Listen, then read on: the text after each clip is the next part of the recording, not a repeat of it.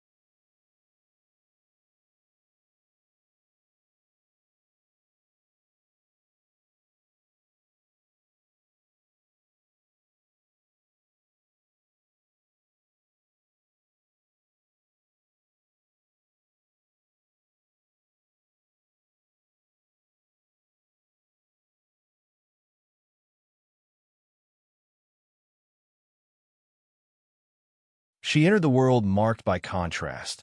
Half her hair pitch black, the other half pure white. From the very beginning, she stood out, and not in a way people were kind about. As a child, she showed up to school wearing clothes she designed herself. They were daring, original, years ahead of what anyone else dared to imagine.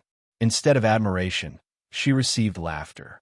Instead of praise, cruelty. The kids labeled her with a name meant to sting, Cruella. At first, Estella tried to blend in. She softened herself, toned things down, hoped that being nice would earn her acceptance. But reality hit hard. When the world targets you, kindness doesn't protect you. It makes you a target. So Estella changed tactics. She stopped retreating and started fighting back. One bully at a time, she pushed back harder than anyone expected. The tensions piled up. Visits to the principal became routine. Her file grew thicker, darker, more troubling by the week. But Estella didn't stop. She refused to be broken. Eventually, the school had reached its limit.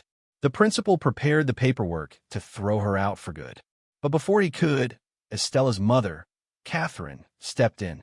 She withdrew her daughter herself, delivering a sharp verbal blow to the smug administrator on the way out. School was over. Catherine believed a change of place could mean a change of fate. London, she decided, will be their fresh start. On the journey there, Catherine dressed in her finest clothes and drove to an enormous estate, hoping, maybe foolishly, for help. A favor. A miracle. Something. She told Estella to stay in the car and behave. But stillness was never Estella's strength. Drawn by curiosity, she slipped into the shadows and followed a glamorous woman wrapped in fur and flowing fabric. Before she knew it, Estella had snuck her way into a glowing ballroom, hidden beneath a catering cart. That's when it hit her. This wasn't just a party. It was a fashion spectacle. She was completely spellbound until her dog burst out from hiding. Panic followed instantly. A butler grabbed her, and before she could react, 3 Dalmatian dogs locked onto her scent. Growling, charging, relentless. Estella ran. She sprinted through the hall, burst into the garden, and stopped short when she saw something that made her blood run cold. Her mother, speaking with the powerful Baroness. Desperate, Estella scrambled over a low wall, narrowly escaping the dogs. She thought it was over. She was wrong. One Dalmatian turned back. It lunged straight at Catherine. In a single horrifying moment, Catherine was shoved over the cliff. Estella froze. The world shattered. In her mind, there was no doubt this was her fault. There was no time to mourn. That place was dangerous, and she knew it. Estella ran blindly through gardens and gravel paths, finally leaping into the back of a moving delivery truck. London swallowed her whole. Clinging to the last plan she and her mother had made, Estella went to Regent's Park, to the fountain they'd chosen as a meeting spot. But Catherine never came. Her necklace was gone. Everything was gone. Estella collapsed beside her dog, sobbing until her body couldn't take any more. Exhaustion dragged her into sleep. When she woke, she wasn't alone. 2 rough-looking boys were watching her, clearly street kids, survivors. Before she could speak, a police whistle echoed nearby. Instinct kicked in. Estella ran with them. They weaved through alleyways and dead ends until they reached an abandoned building. The boys thought they'd lost her until she appeared behind them, completely unfazed.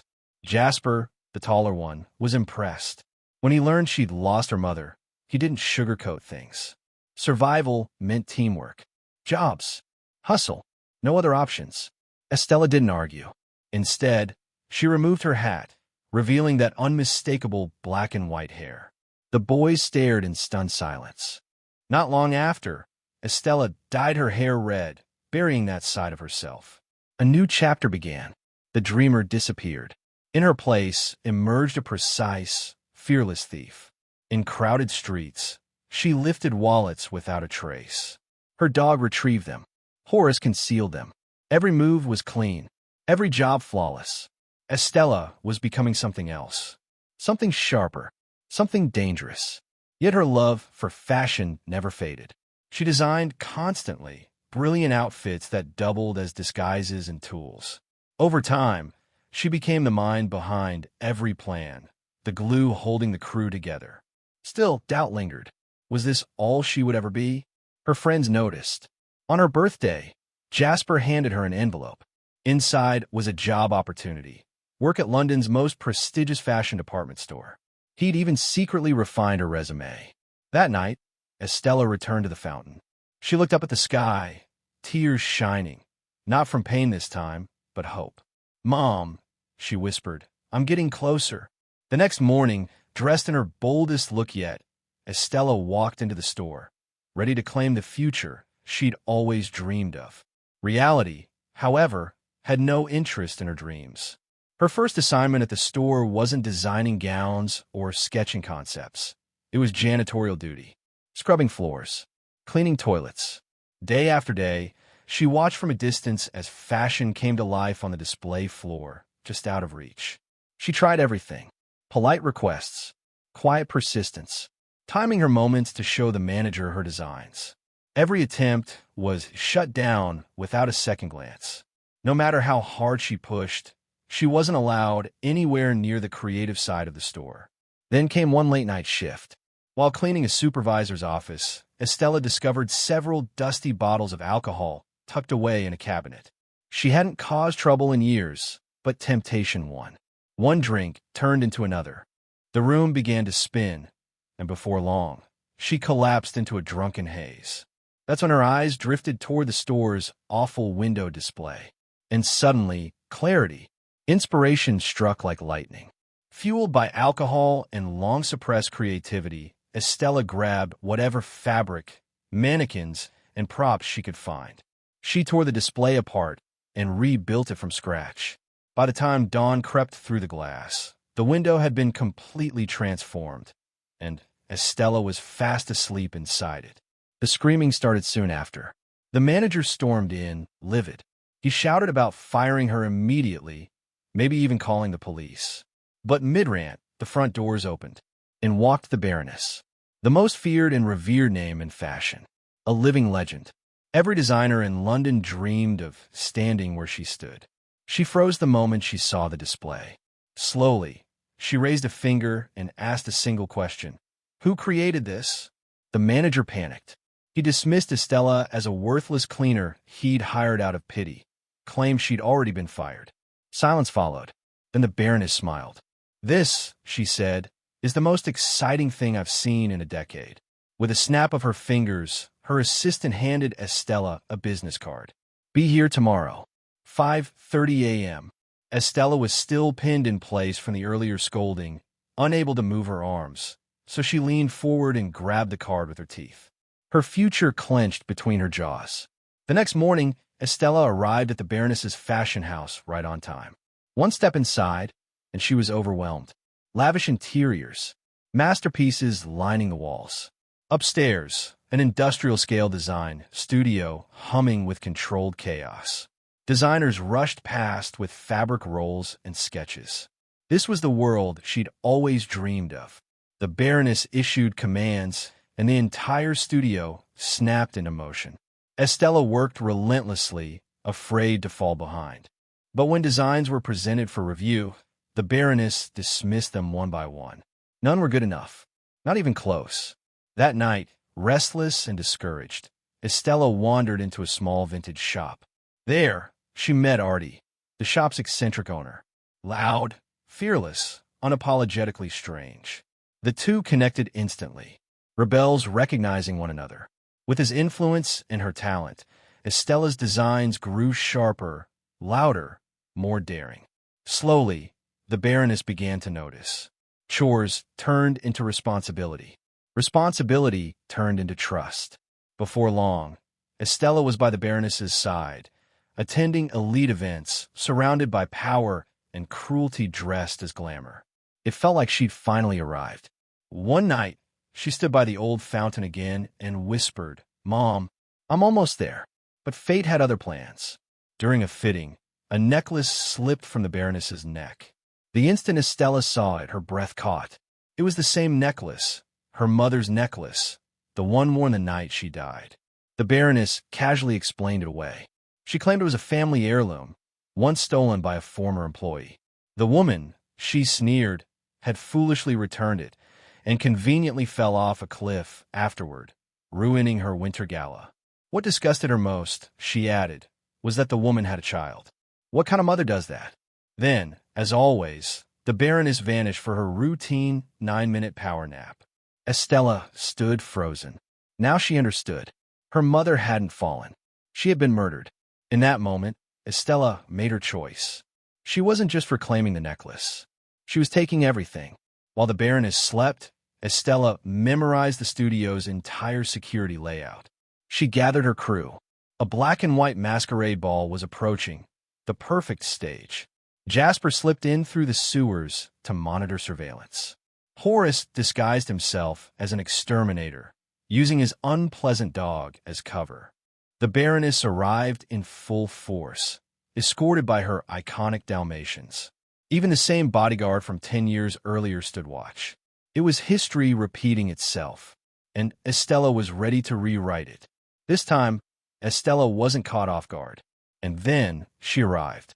Cruella stepped into the ballroom draped in a flowing white cloak, commanding attention the moment her boots touched the floor. She didn't rush. She didn't hesitate. She announced herself. With a sharp motion, she smashed a wine glass, the sound cutting through the music like thunder. Every conversation died instantly. She lifted a champagne flute, took a slow sip, then accepted a lit match from a stunned waiter. Without blinking, she dropped it on her own cloak. Flames raced across the fabric in seconds. When the fire burned away, it revealed a blazing red gown beneath, and that unmistakable split black and white hair. The room froze. No one had ever witnessed fashion used like this. It wasn't clothing. It was a declaration of war. As panic spread, Jasper and Horace slipped away toward the vault, only to find it empty. At the same moment, Cruella felt it. The truth hit her like ice. The necklace wasn't locked away. It was still hanging around the Baroness's neck. Plan B. Horace overturned a tray crawling with live rats. Chaos erupted instantly. Guests screamed, tables flipped, and even the Baroness, the untouchable empress of fashion, lost control and shrieked in terror. In that heartbeat of madness, Cruella lunged forward, tore the necklace free, and hurled it to her dog. The little thief sprinted off with it clamped between his teeth. The Baroness sensed betrayal. She let out a sharp whistle. And just like a decade earlier, the Dalmatians charged. That sound cracked something open inside Cruella. Memories slammed back. The cliff, the dogs, the fall. It wasn't an accident. It never had been. Her mother was murdered. Rage ignited, but there was no time to collapse under it. Cruella fled with her crew, Estella behind the wheel. The problem? She could barely drive. The car swerved violently through the streets, clipping corners, barely missing disaster. But somehow, they escaped. Back home, Estella collapsed on her bed, her mind spinning with grief, fury, betrayal, until everything settled in a sharp focus. Her stare hardened. Calm replaced chaos. They say grief has 5 stages: denial, anger, bargaining, depression, acceptance. But Estella discovers 6th: revenge. To begin, she reached out to the only person from her past she still trusted, an old friend who had become a journalist. The moment the reporter saw Estella's eyes, she recognized the fearless girl she once knew. She didn't hesitate. She agreed to help expose the truth. Meanwhile, Jasper and Horace handled a more unconventional task. They pulled off a discreet dog-napping from a local pet shop. Yes, the Baroness's 3 Dalmatians were captured. Why? Because one of them had swallowed the necklace, and no one knew which one. Estella then went straight to Artie. No lies. No nicetias. I want to create art and cause chaos. Artie didn't even pause. Chaos was his religion. He was in. With every piece in place, Estella prepared to strike, not just at the Baroness's career, but at the one thing she valued above all else, her ego. Publicly, Estella embraced her other half. Cruella, the black and white menace in heels. By day, she played the quiet assistant, obedient and invisible. By night, Cruella dominated the fashion world, hijacking events and stealing every spotlight. The media was obsessed. Headlines screamed her name. Photos flooded the city. And for the first time in her life, the Baroness felt threatened. Desperate, the Baroness tried to imitate Cruella's style, unveiling what she claimed was a bold new collection. She had no idea what was coming. On reveal night, Cruella arrived riding in on a garbage truck. She stepped out wearing a gown stitched entirely from trash, discarded fabric, scraps, waste, and somehow made it breathtaking. The crowd erupted. Cameras flashed. The Baroness seethed. Sensing her enemy was unraveling, Cruella set her final trap. She openly designed a new collection under full surveillance, practically daring the Baroness to steal it. And, as expected, the Baroness took the bait, choosing that exact design for her next major show. The crew moved fast. Horace delivered custom metal decorations that were secretly moth cocoons. After an overnight build, the trap was ready. Seeing the finished dress, the Baroness was convinced she'd finally crushed Cruella. That same night, Jasper and Horace staged a fake break-in. Nothing was stolen, except a single guard's nose hair, just enough to trigger the alarm and spark panic. Predictably, the Baroness ordered all 12 dresses sealed inside her vault. Show night arrived. The audience waited. The tension was electric. Then disaster. The vault wouldn't open. In a frenzy, the Baroness ordered it cut open. The second the doors gave way, boom. A massive wave of moths exploded outward, devouring every dress in seconds. The collection was annihilated. The show collapsed into chaos. The Baroness stood stunned, her empire humiliated. Meanwhile, downstairs, Cruella hosted her own spectacle. Fireworks, music, a fashion riot.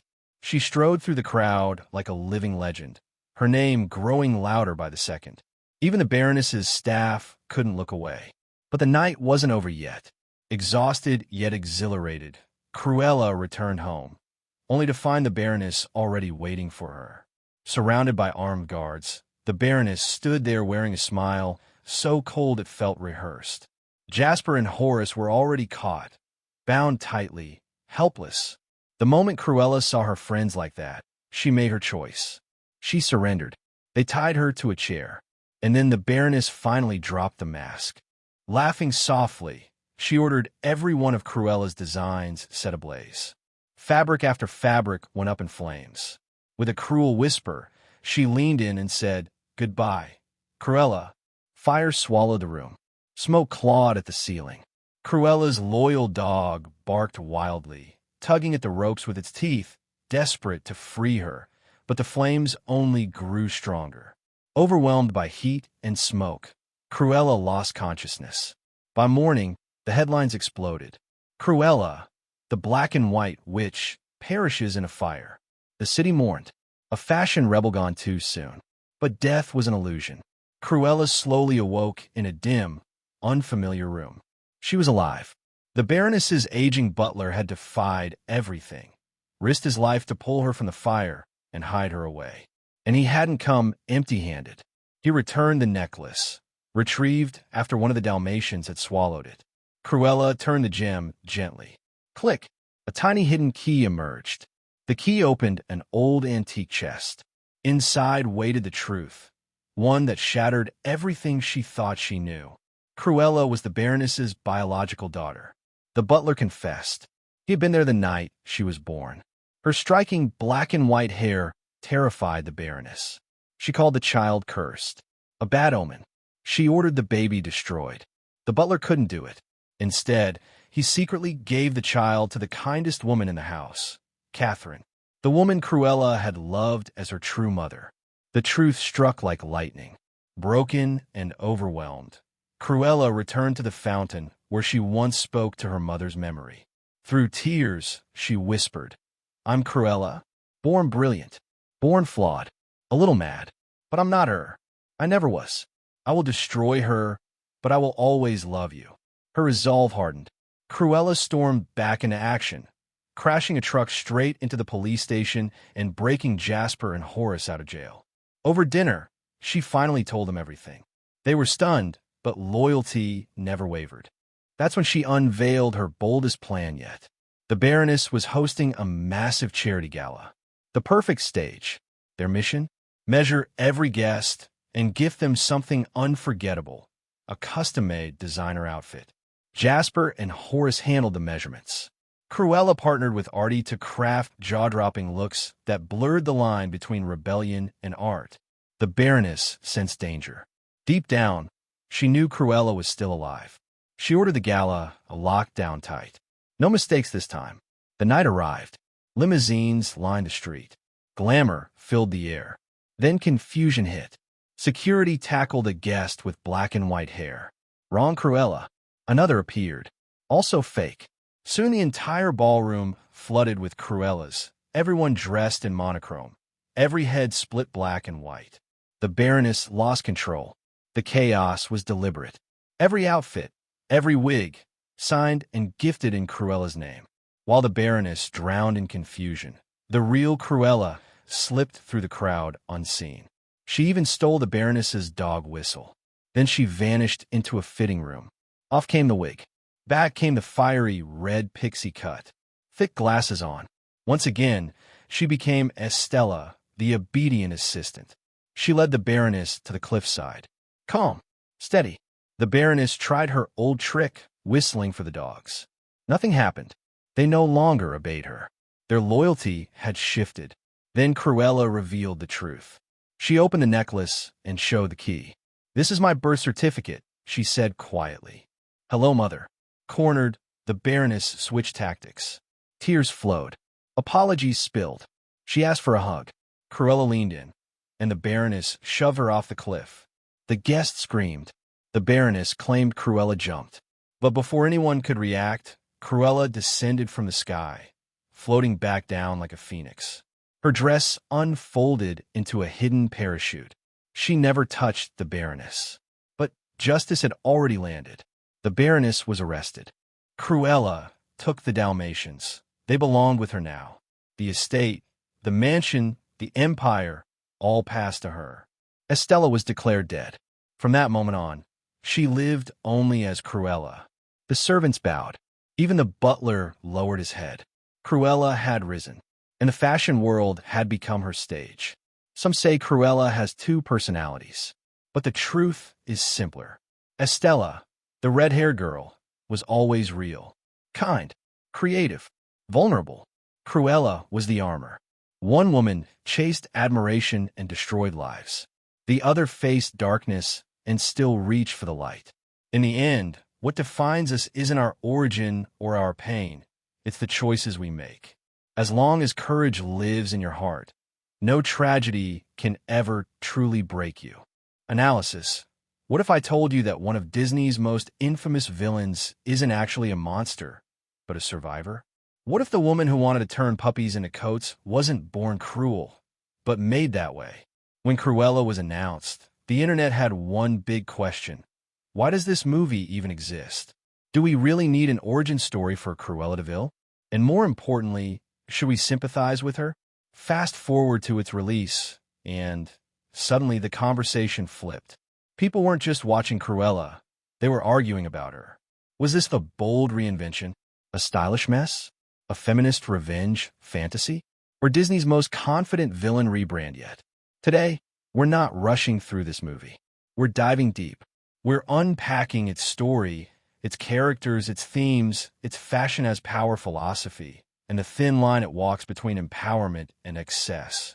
This is a full cinematic breakdown, spoiler-free at first, then deeper and darker as we go. By the end of this video, you'll understand not just what Cruella is, but why it exists, who it's really for, and whether it succeeds at turning a cartoon villain into a modern anti-hero. So buckle up, because this isn't just a movie about fashion. It's about identity. It's about rage. And it's about what happens when the world tells you to fit in and you decide to burn the runway instead. Cruella was released in 2021, directed by Craig Gillespie, a filmmaker known for stylized character-driven stories that blur morality, like Tanya. And that choice? Not accidental at all.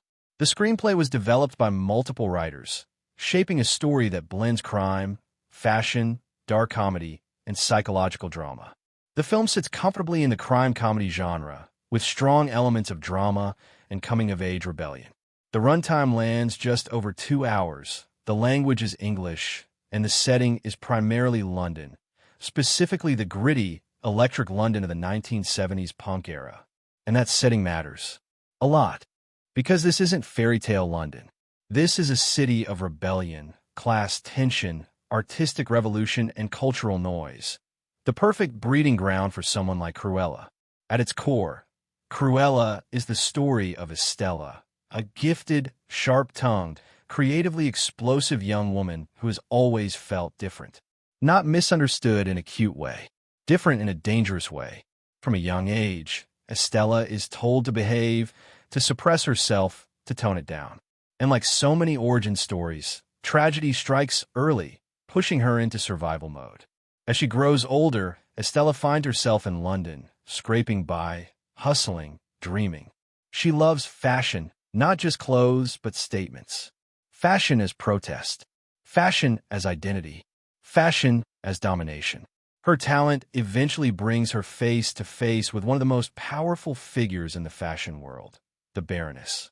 A woman who represents everything Estella wants and everything she might become. What follows is not a simple rise-to-the-top story. It's a collision, a psychological chess match, a battle of aesthetics, egos, and philosophies. And without giving away twists, the heart of the film is this question. Can you succeed in a ruthless world without becoming ruthless yourself? Estella doesn't just want to win. She wants to be seen.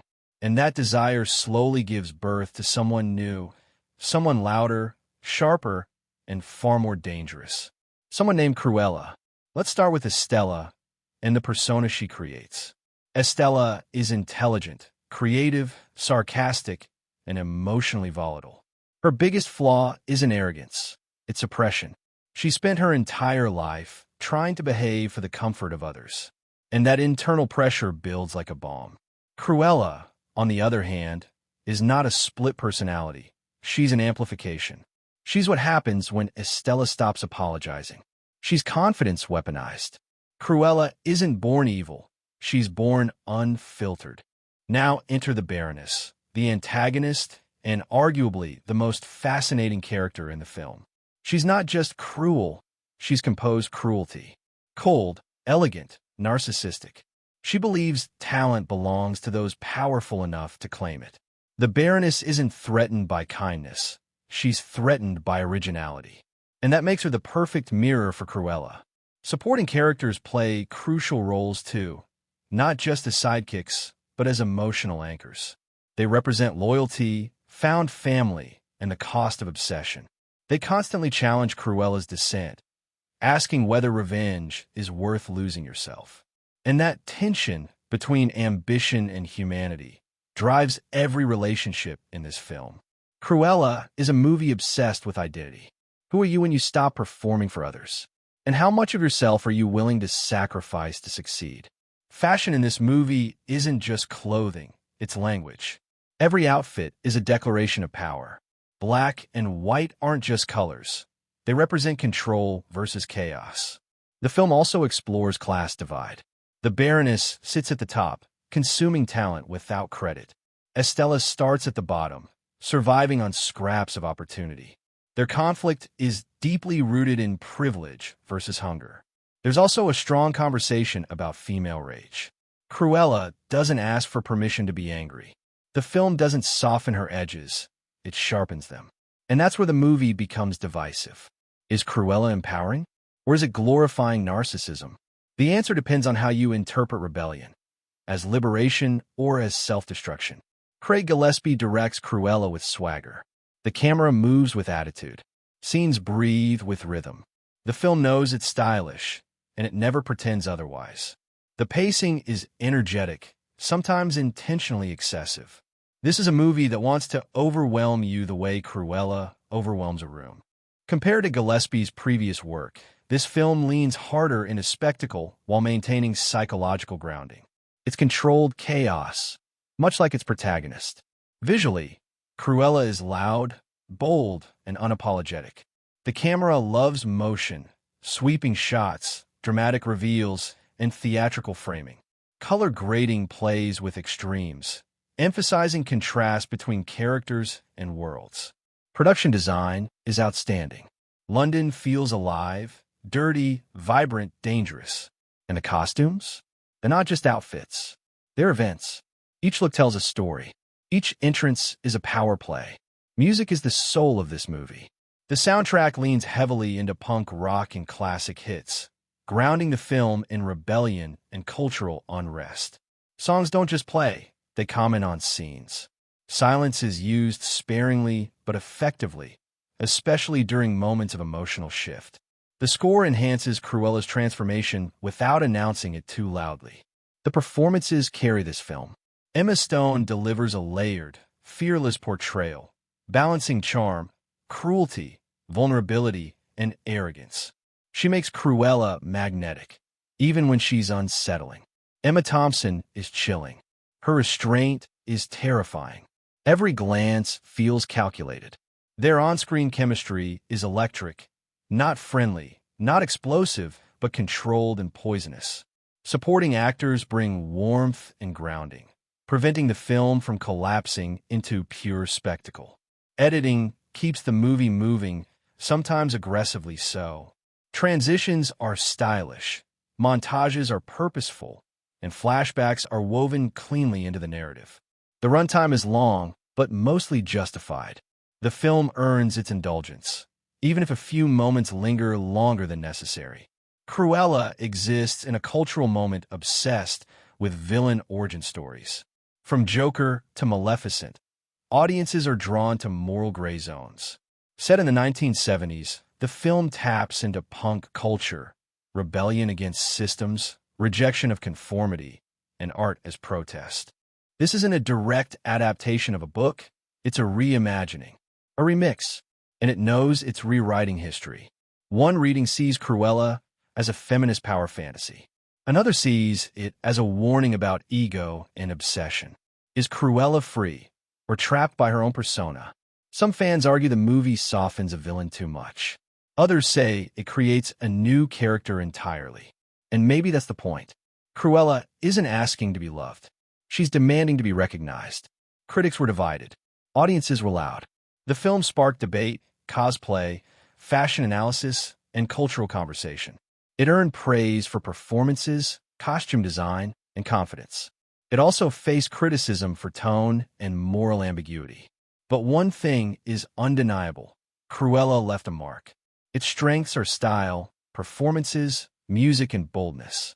Its weaknesses lie in overindulgence and emotional distance in parts. It doesn't always balance sympathy and spectacle perfectly, but tries something risky. Cruella is not a traditional Disney film. It's loud, it's messy, it's stylish, and it's unapologetic. If you love character-driven stories, fashion as storytelling, and morally complex protagonists, this movie is absolutely worth your time. Because Cruella isn't asking you to agree with her. She's daring you to look away. And honestly, that might be her greatest power. Reviews. I went into Cruella with absolutely zero excitement. Honestly, I had no desire to watch it at all. I strongly disliked the earlier live-action adaptations connected to 101 Dalmatians, so my expectations were rock bottom. The only reason I ended up watching it was because my daughter insisted, promising me a fun, silly, and entertaining movie. Surprisingly, she was right. Not only did I enjoy it, but I was genuinely impressed. The writing is sharp, the dialogue is clever, and the story completely exceeded my expectations.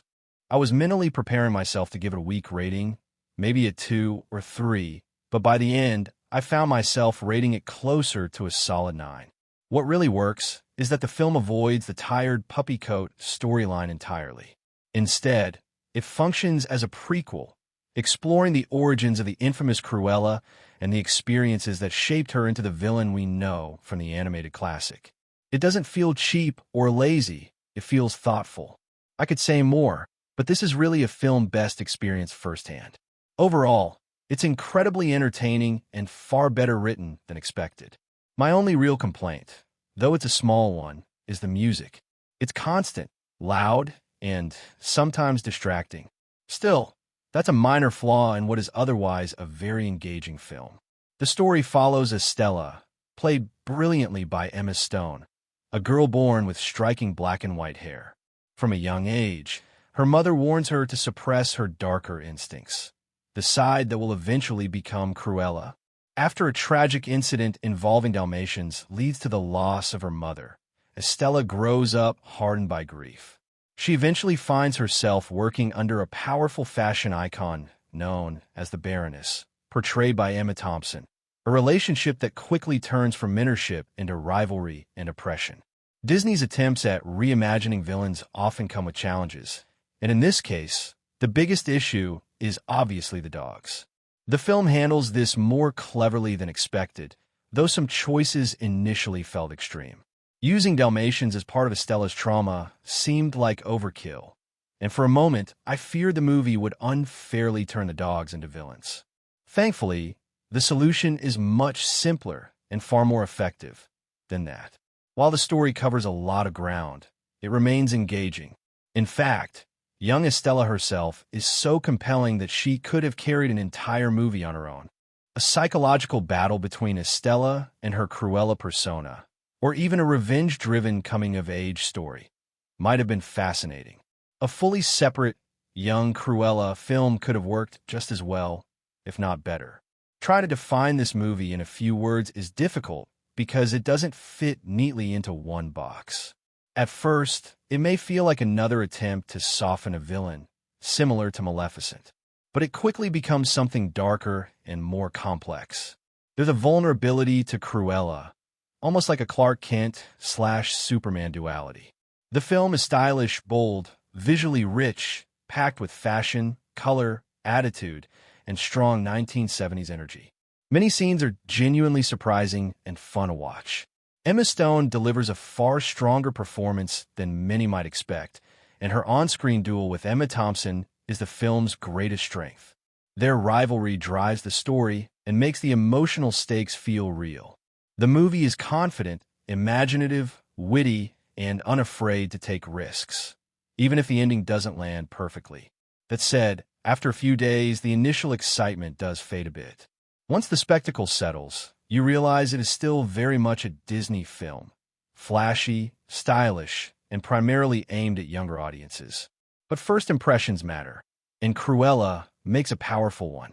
Despite noticeable plot holes and morally questionable characters, it remains an impressive production. What stands out most is that this is a rare prequel where the villain isn't completely redeemed or misunderstood. Cruella is not softened into a misunderstood hero. She is cruel, selfish, and deeply flawed. Her darkness feels inherited, shaped by a toxic legacy rather than external excuses. There's no male character to blame, no overt empowerment messaging, just two women who genuinely despise each other. Some supporting characters feel exaggerated and cartoonish, and a few casting choices seem unnecessary. But overall, the film succeeds because it commits fully to making Cruella unapologetically vile. Even when she reaches moments of clarity, she doesn't magically become good, and that honesty works in the film's favor. And yes, the name puns are everywhere. Are they necessary? Probably. Are they expected? Absolutely. In the end, while Cruella may not have been necessary, what we got is a surprisingly enjoyable, stylish, and daring film. One that I liked far more than I ever expected to. A character we've always known as cruel, borderline monstrous, now returns with a story that asks us to look at her differently. Or maybe not so differently. That's where my main struggle with this movie begins. The film clearly wants to soften a character traditionally defined by her villainy, framing her future behavior as understandable, if not justified, because of what she endured earlier in life. Morally, that approach is debatable, and if you find yourself unable to ignore that angle, it may color the entire experience for you. That said, if you're willing to set those concerns aside, there is enjoyment to be found here. The narrative itself is fairly simple. Two sides of the same person, the innocent version and the one slowly shaped into something far darker. Even with obvious name symbolism and a few overly convenient plot turns, the performances are genuinely strong across the board. For a movie marketed toward families, the tone is surprisingly grim at times. Though, to be fair, the original 101 Dalmatians wasn't exactly sunshine and rainbows either. Fans of the actors involved will definitely get more out of the experience, and anyone with an appreciation for fashion will likely be delighted. The costume design alone feels like a major attraction, intentionally so. There's a famous rant by Patton Oswalt about how he doesn't care where the things he loves come from. He just loves them. That mindset existed long before modern films began reimagining classic villains as tragic, sympathetic figures. In that context, this movie fits neatly into a trend popularized by films like Joker, where the antagonist becomes an anti-hero shaped by trauma. Before this film, all most of us really knew about Cruella's title character was her obsession with turning puppies into fashion accessories. Hardly someone you'd expect to headline her own origin story. Yet here we are, complete with brand tie-ins and a rebellious aesthetic that feels tailor-made for a hot topic generation. Director Craig Gillespie, who comes from an advertising background, leans heavily into visual spectacle. The movie unfolds in bold, stylized set pieces, each with its own identity. His work has always been hit or miss for me, and while this film lands more on the hit side, it feels unnecessarily long. At over 2 hours, the runtime stretches a story that could have been told far more efficiently, especially for a younger audience. The film answers questions no one was urgently asking. how Cruella met Jasper and Horace, who her mother was, and what led to her lifelong hatred of Dalmatians. Still, these details are delivered competently enough. Watching the movie at home, our enjoyment may have been slightly boosted by the presence of a particularly feisty Chihuahua.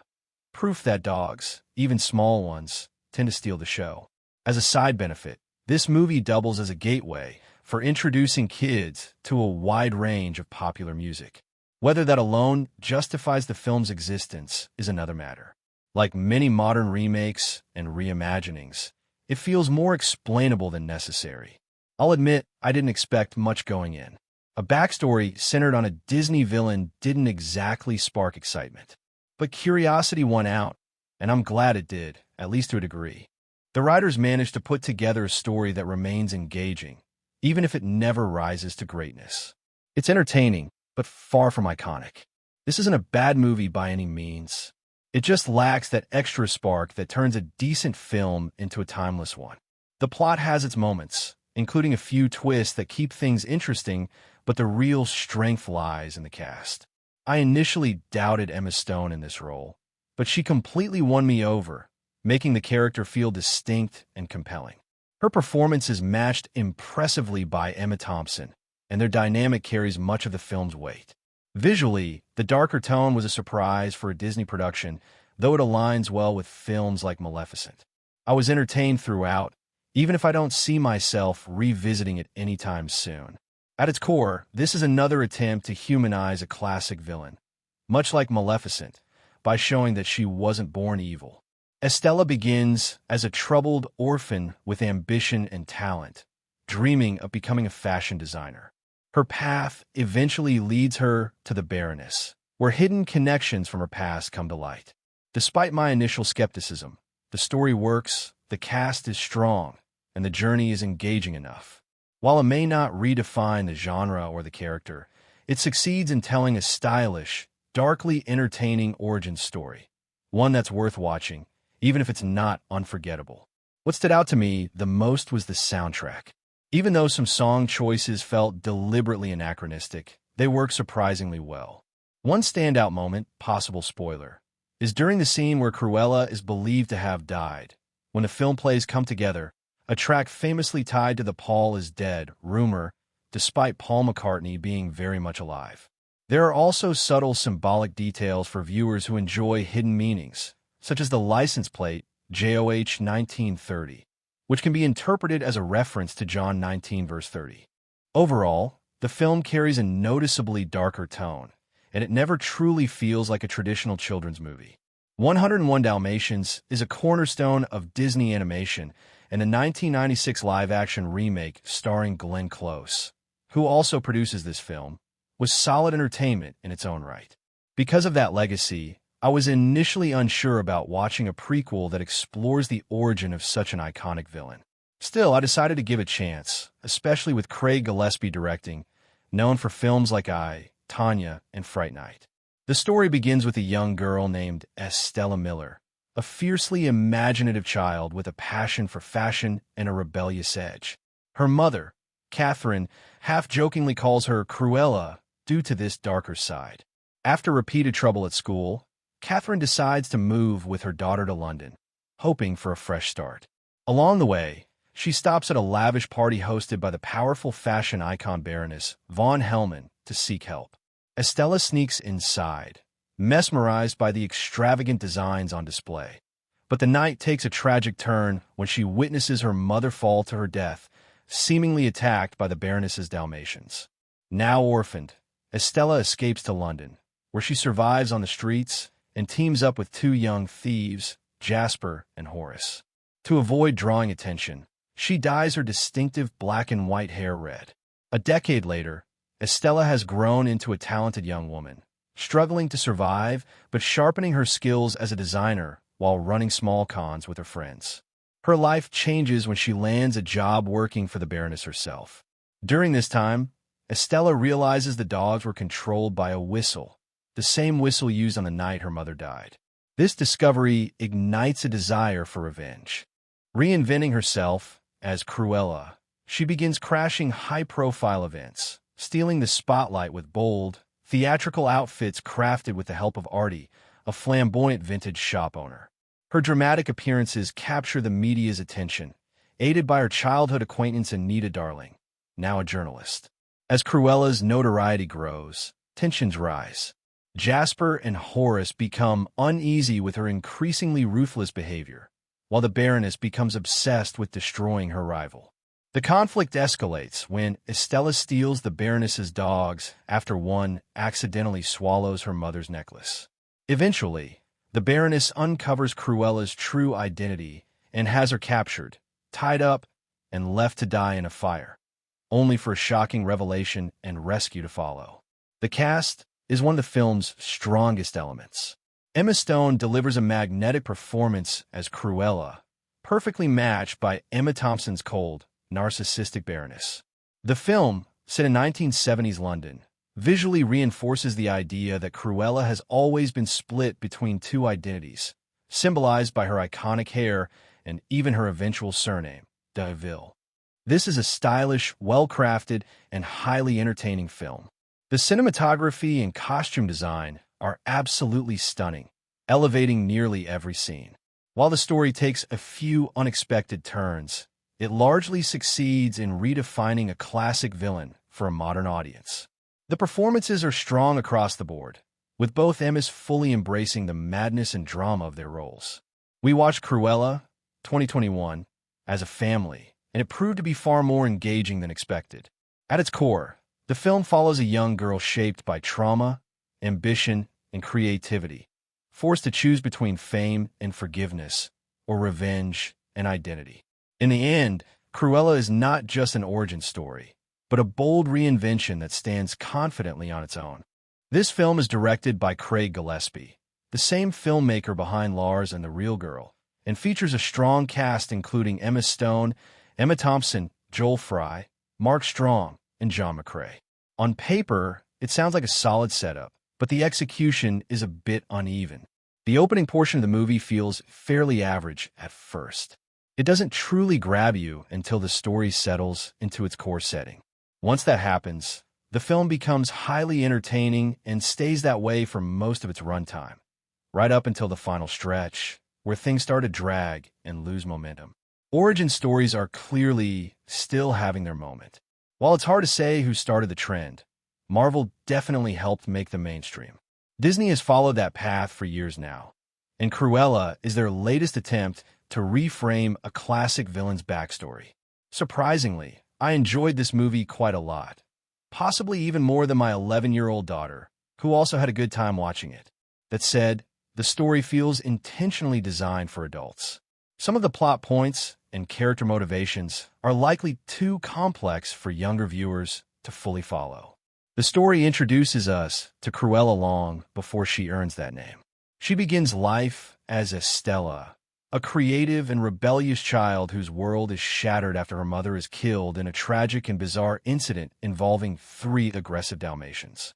Left alone, Estella survives by teaming up with 2 streetwise boys, Jasper and Horace. Together, the trio grows up hustling and stealing their way through London.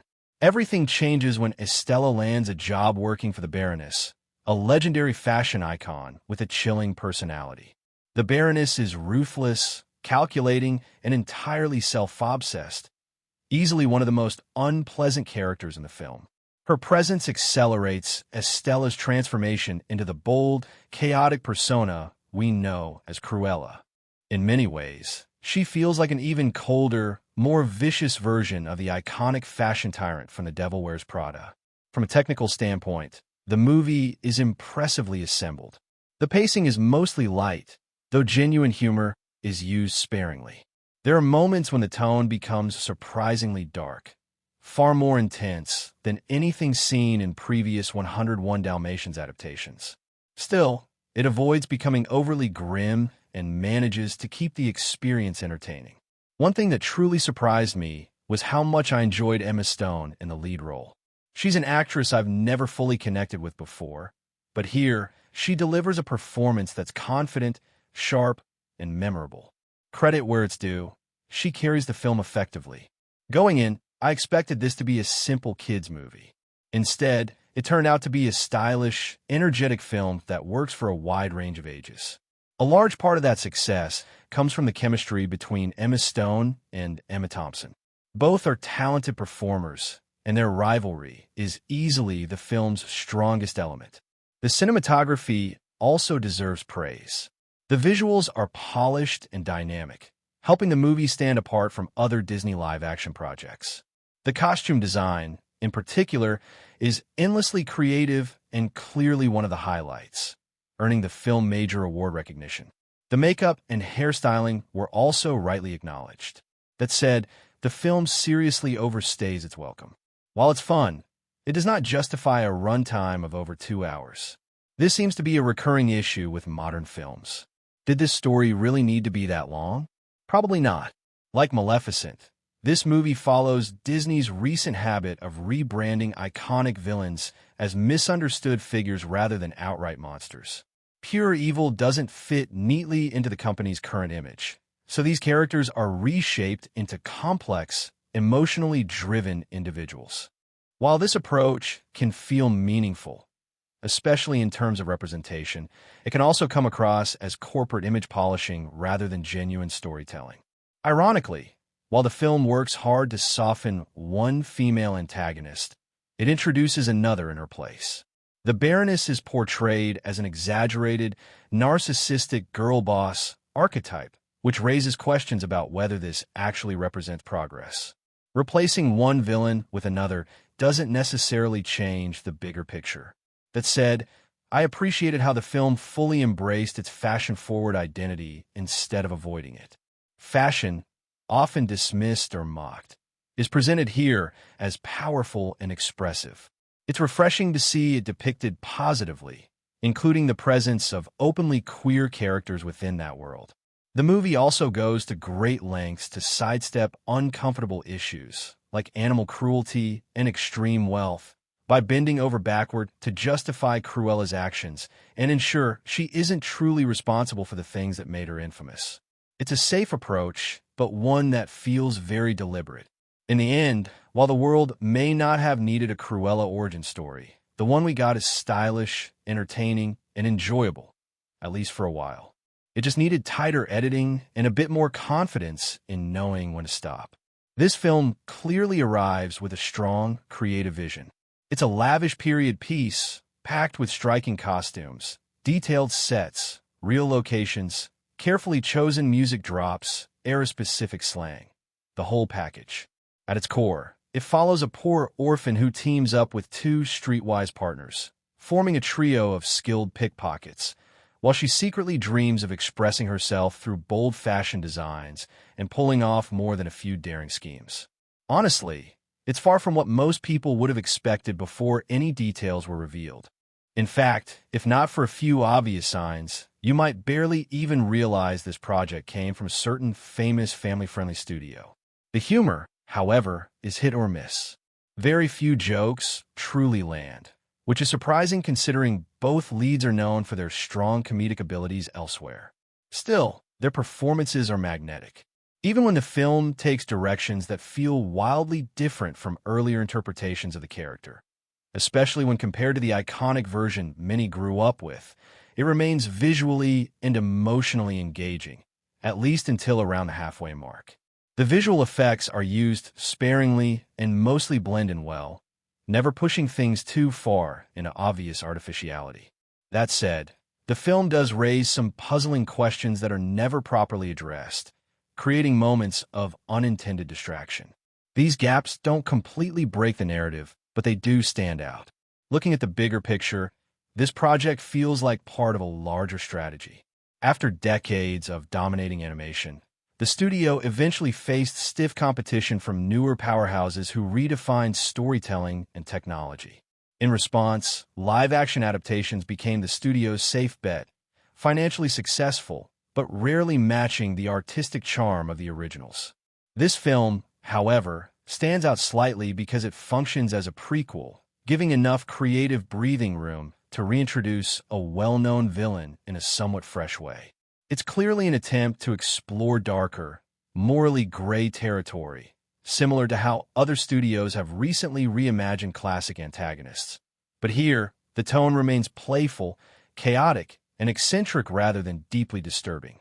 Set against the punk rock backdrop of 1970s London, the story centers on Estella, an ambitious young designer whose journey slowly morphs her into the bold, rebellious figure the world will later fear and admire.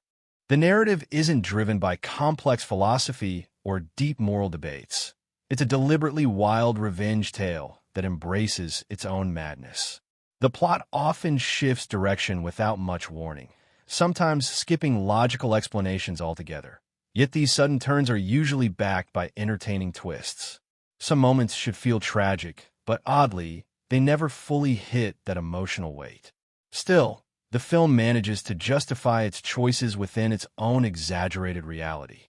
Performance-wise, the lead actress feels relatively restrained as Estella, but absolutely dominates once she embraces her darker alter ego.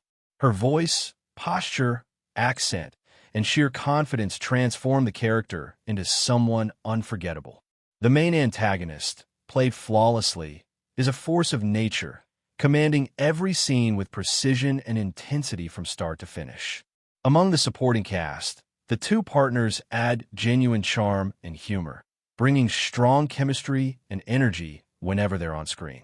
The screenplay remains engaging overall, but loses momentum in the second half, where the story becomes more predictable. Even the climax leans on an old-fashioned twist, though it doesn't entirely hurt the experience, since the film never tries to portray its protagonist as morally righteous.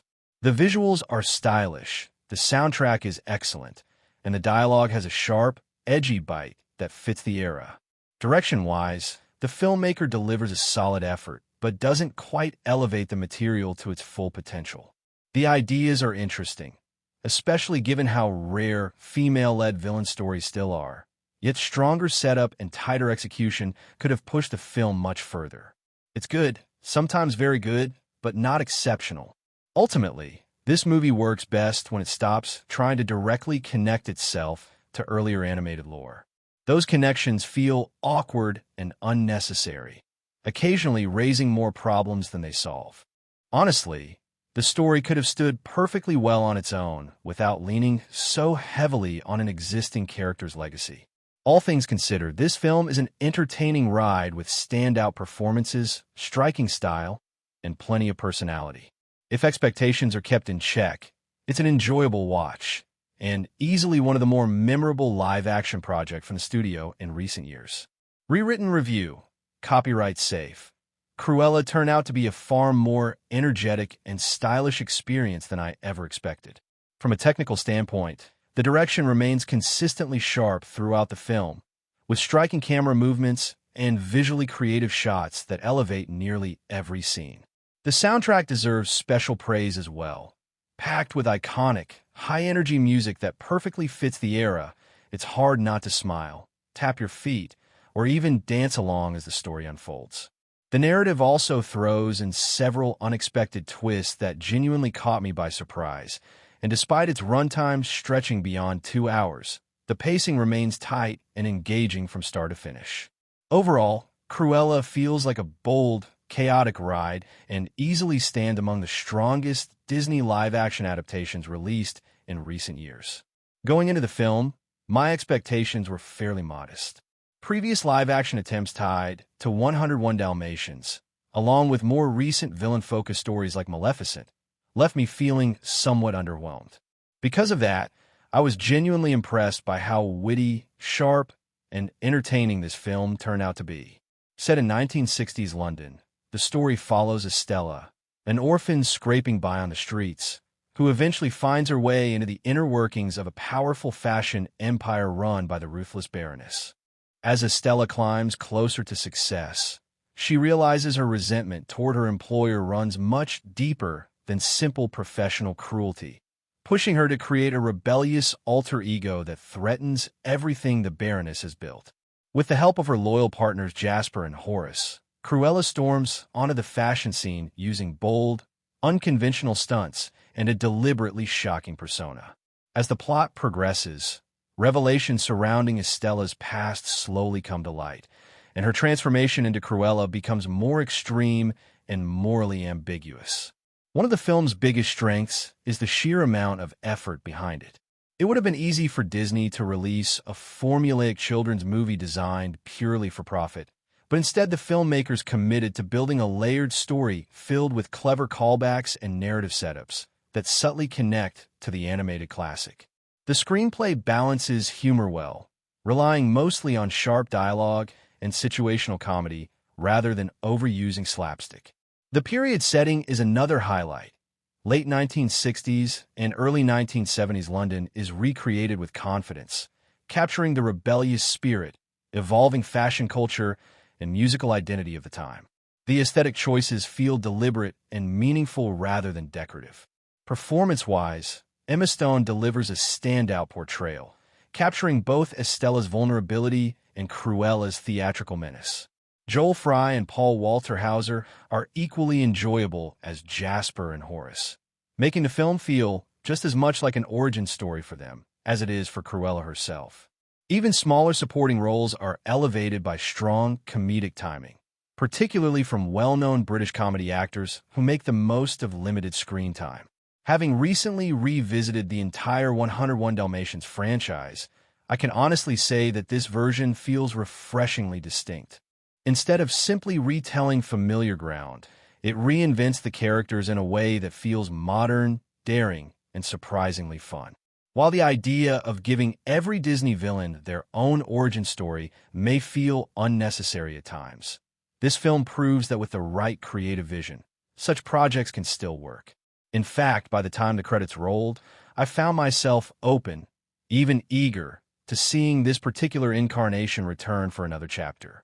At first, the film leans heavily into humor and visual flair, but as the narrative grows darker and more serious, the comedy noticeably fades. Unfortunately, this tonal shift doesn't always work in the movie's favor. As Estella evolves into Cruella, the character becomes harder to empathize with, sometimes even less relatable than the outright villain, the Baroness herself. By the time the story reaches its overly complicated finale, the runtime feels stretched, and interest in Cruella's fate begins to wear thin. While the CGI effects are polished and impressive, the nonstop use of familiar music, jumping from classic pop to punk rock, creates a cluttered audio experience that adds to the film's uneven feel rather than enhancing it. Ultimately, the movie seems to lose momentum after a strong opening act, transforming into a stylish but chaotic spectacle.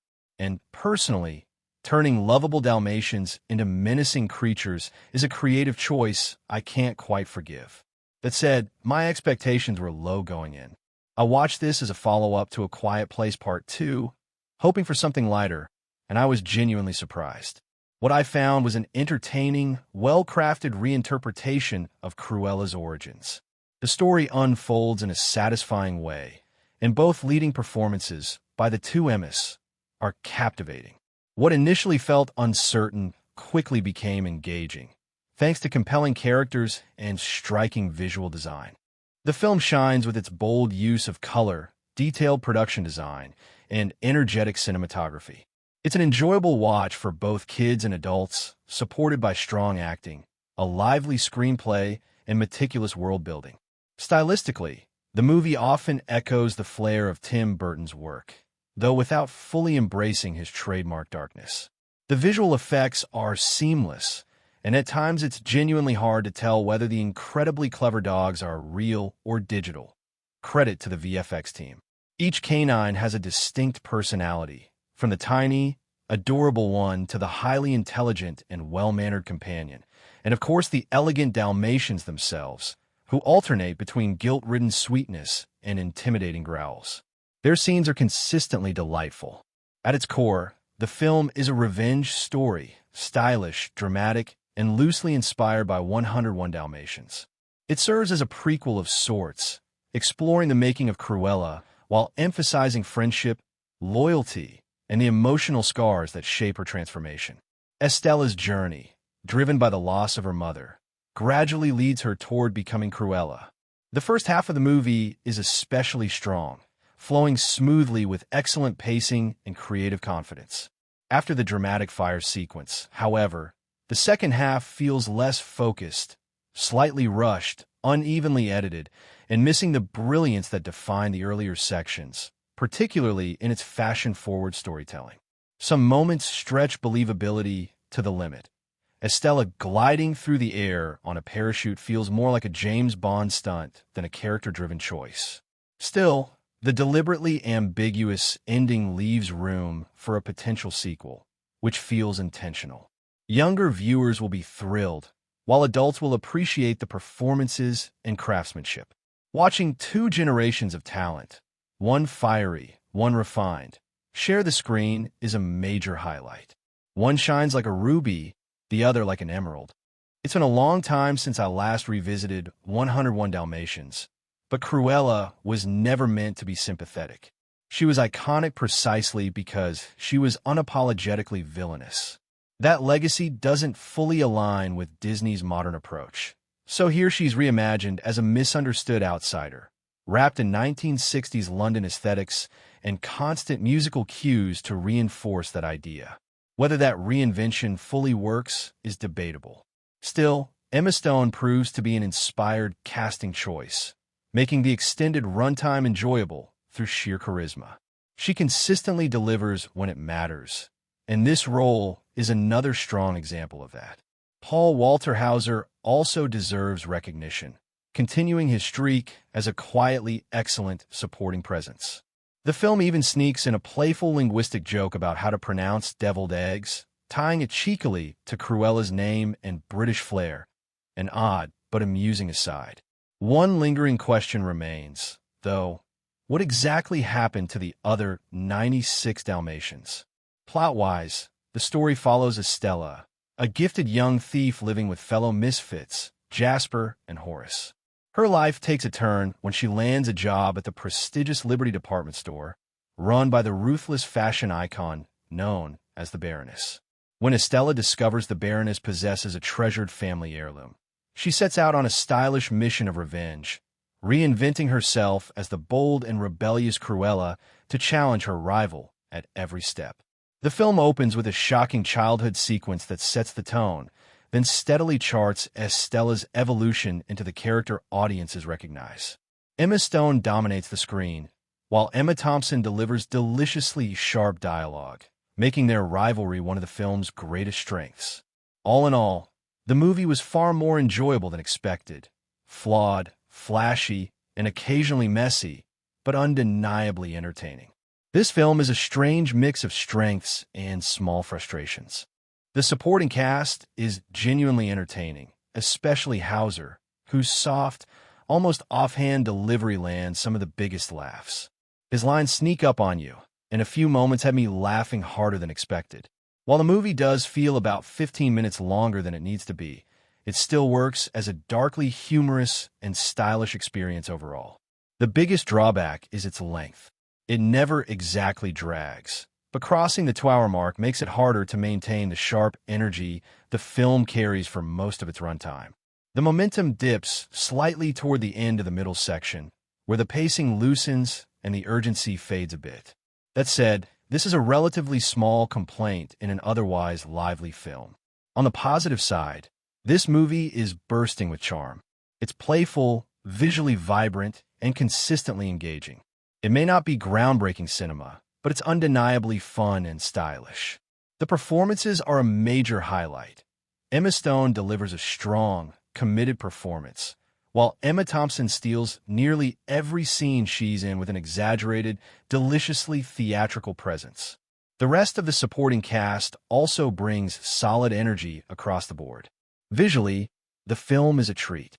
The cinematography, production design, costumes, and CGI environments are lavish and inventive, making the movie a joy to look at. The fashion alone feels like a character of its own. Add to that a soundtrack packed with classic 70s tracks, and the film becomes an audio-visual playground. It works for both younger audiences and adults, presenting itself as a modern fairy tale with an edge. I'm not usually drawn to Disney projects, but this reimagining manages to feel fresh enough to be enjoyable. That said, Cruella is a bit like high fashion itself, eye-catching and bold, but not necessarily for everyone.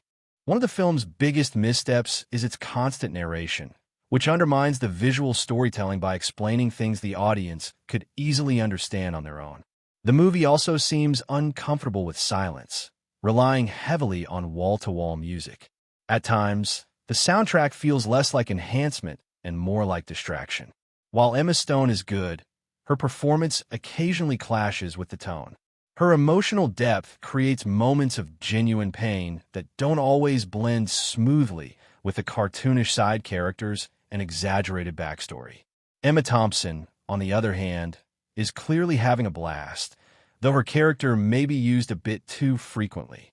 The story itself follows a fairly predictable path, and the concept of turning such an iconic villain into a sympathetic lead is a challenging one the film never fully resolves. There are standout moments. The childhood escape sequence is memorable, and a long tracking shot that transitions from high-end glamour to grimy back corridors is particularly impressive. The costumes remain consistently outrageous and inspired. But as the plot gears up for its larger twists, the movie begins to lose some steam. The once fun soundtrack eventually feels overused, with a pop song blasting through nearly every dramatic or exciting scene. The film struggles most with its central idea. It wants to soften a character who is, by nature, a ruthless villain. The attempt to make her both dangerous and lovable doesn't always land. Some scenes shine, others fall flat. They're excellent performances alongside forgettable ones. Ultimately, the movie never quite figures out how dark or how cuddly it wants its heroine to be. I wouldn't strongly recommend it across the board, but if you're a fan of either of the lead actresses, there's enough here to make it worth a watch. And I'll admit, I was wrong at first. I usually avoid Disney's live-action remakes and near remakes, especially when they offer little beyond nostalgia. If a movie simply recreates the original shot for shot, I'm not interested. But this one surprised me. Unlike many recent adaptations, this film actually tries something different. I never thought anyone could step into this role after the animated version and previous live-action interpretations. But Emma Stone proved me wrong. She brings something new to the character and makes it work more often than not. Despite the long runtime and a sluggish opening, the film eventually pulled me in, until the overused music choices once again threatened to push me back out. Flawed, stylish, entertaining, and occasionally exhausting, this movie isn't perfect, but it's far more interesting than I expected it to be. Once the film finally found its rhythm, and right around the moment I realized I was genuinely enjoying myself, the music kicked into a completely different gear. Not just better, but dramatically better. From that point on, I was all in until the final frame. I really admire this fresh interpretation of what is, at its core, a fairly straightforward story, now enriched with added depth and complexity. A young orphan named Estella is taken under the wing of two lovable troublemakers. Think Timon and Pumbaa vibes, but human, Jasper and Horace, who guide her as she grows into her true potential. As she climbs higher, however, she begins uncovering unsettling truths about her past, her identity, and the extent of her talent. And once those pieces fall into place, well, chaos follows. The casting is near flawless, and the era and setting feel tailor-made for the elaborate schemes every character seems to pull off effortlessly. Visually, the movie is shot with remarkable confidence and style. Yes, it does run a bit long and could probably have been tightened, but once the story gains momentum, it becomes a wild ride you don't want to step off. I rarely buy movies anymore, especially with the absurd number of streaming subscriptions I already pay for. But this one, I wouldn't mind owning it. It truly feels like a hidden treasure. Both Emmas deliver performances worthy of serious awards attention, and I'd happily see recognition extended to Joel Fry, Paul Walter Hauser, and John McCrea as well. Honestly, while we're at it, nominations should be flying toward the writer, director, costume team, and cinematographer.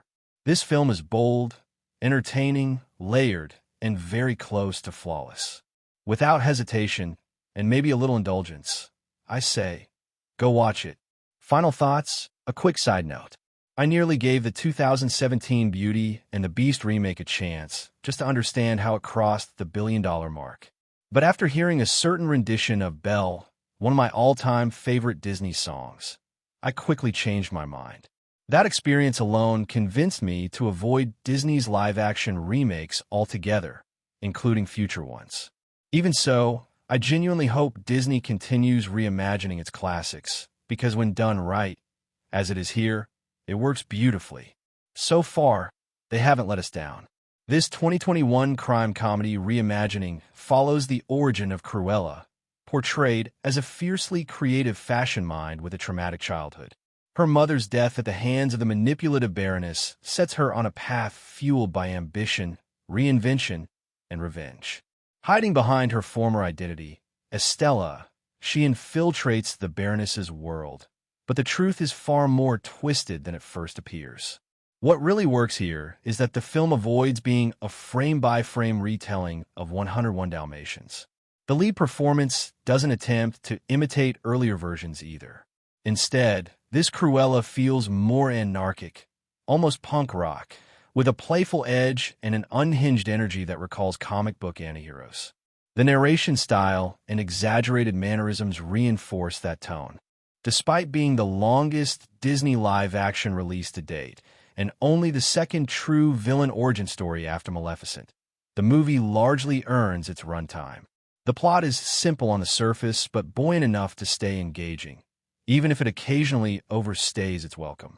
What truly holds it together is the cast's commitment. The central performance balances charm, rebellion, and vulnerability, giving the character emotional grounding rather than turning her into a caricature. Crucially, the bond between Estella, Jasper, and Horace isn't framed as a villain and henchman dynamic, but as a genuine found family. That relationship becomes the emotional backbone of the story and clearly separates her from the Baroness. From a thematic standpoint, the film delivers its message effectively and confidently. In short, this is easily one of the strongest live-action Disney films in years. I struggled to find anything that truly drags it down from its cinematic pedestal. After years of looping animated Dalmatian movies for my kids, I thought I knew everything there was to know about this character, but this version completely won me over. The performances are outstanding across the board. The ensemble shines for well over 2 hours, and the production design, razor-sharp editing, and striking visual composition left both me and my wife stunned. We sat there in awe, equal parts impressed and emotionally wrecked.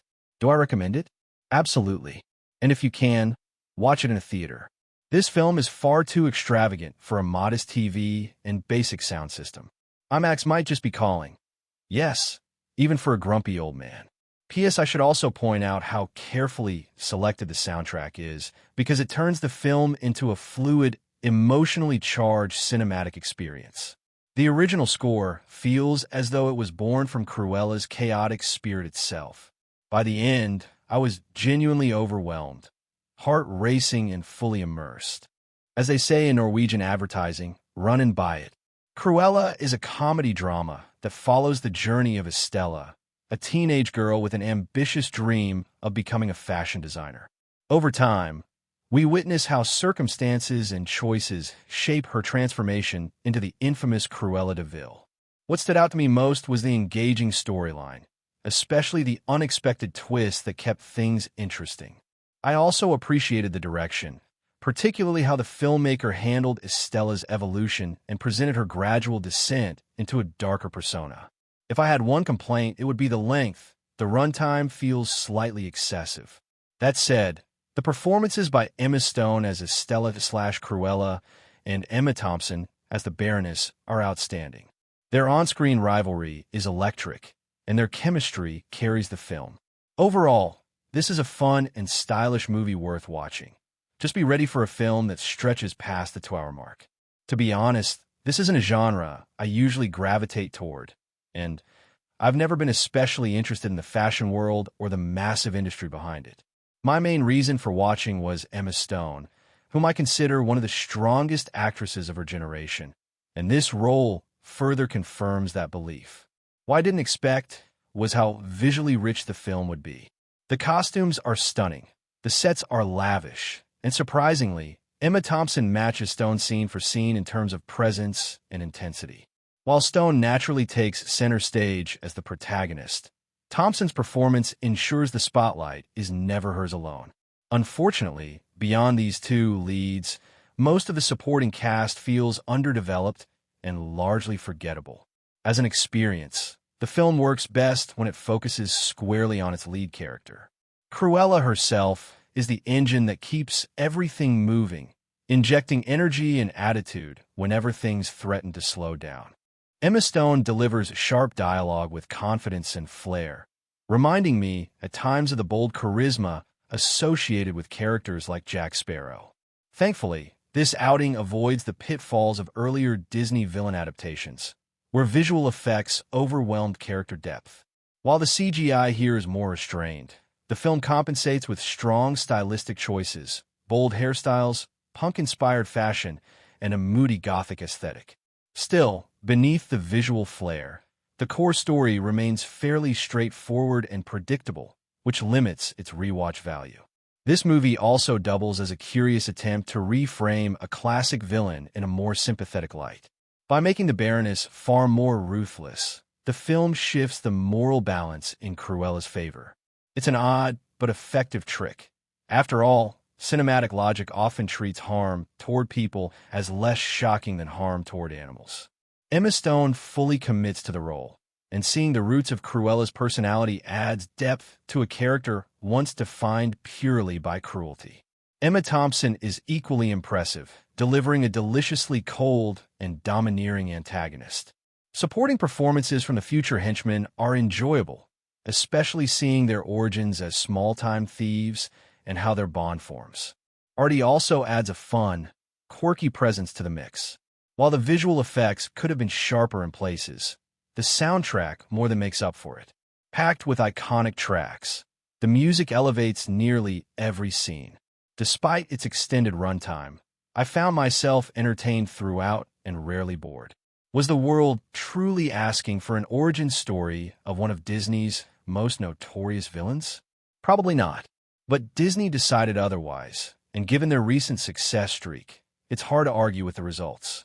Released during the pandemic through a hybrid model, both in theaters and premium home viewing, the film landed in living rooms and cinemas alike.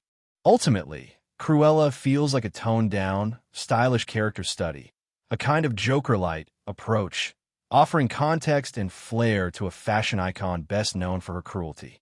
And while it may not justify its own existence entirely, it certainly makes a strong case for itself through performance, style, and attitude.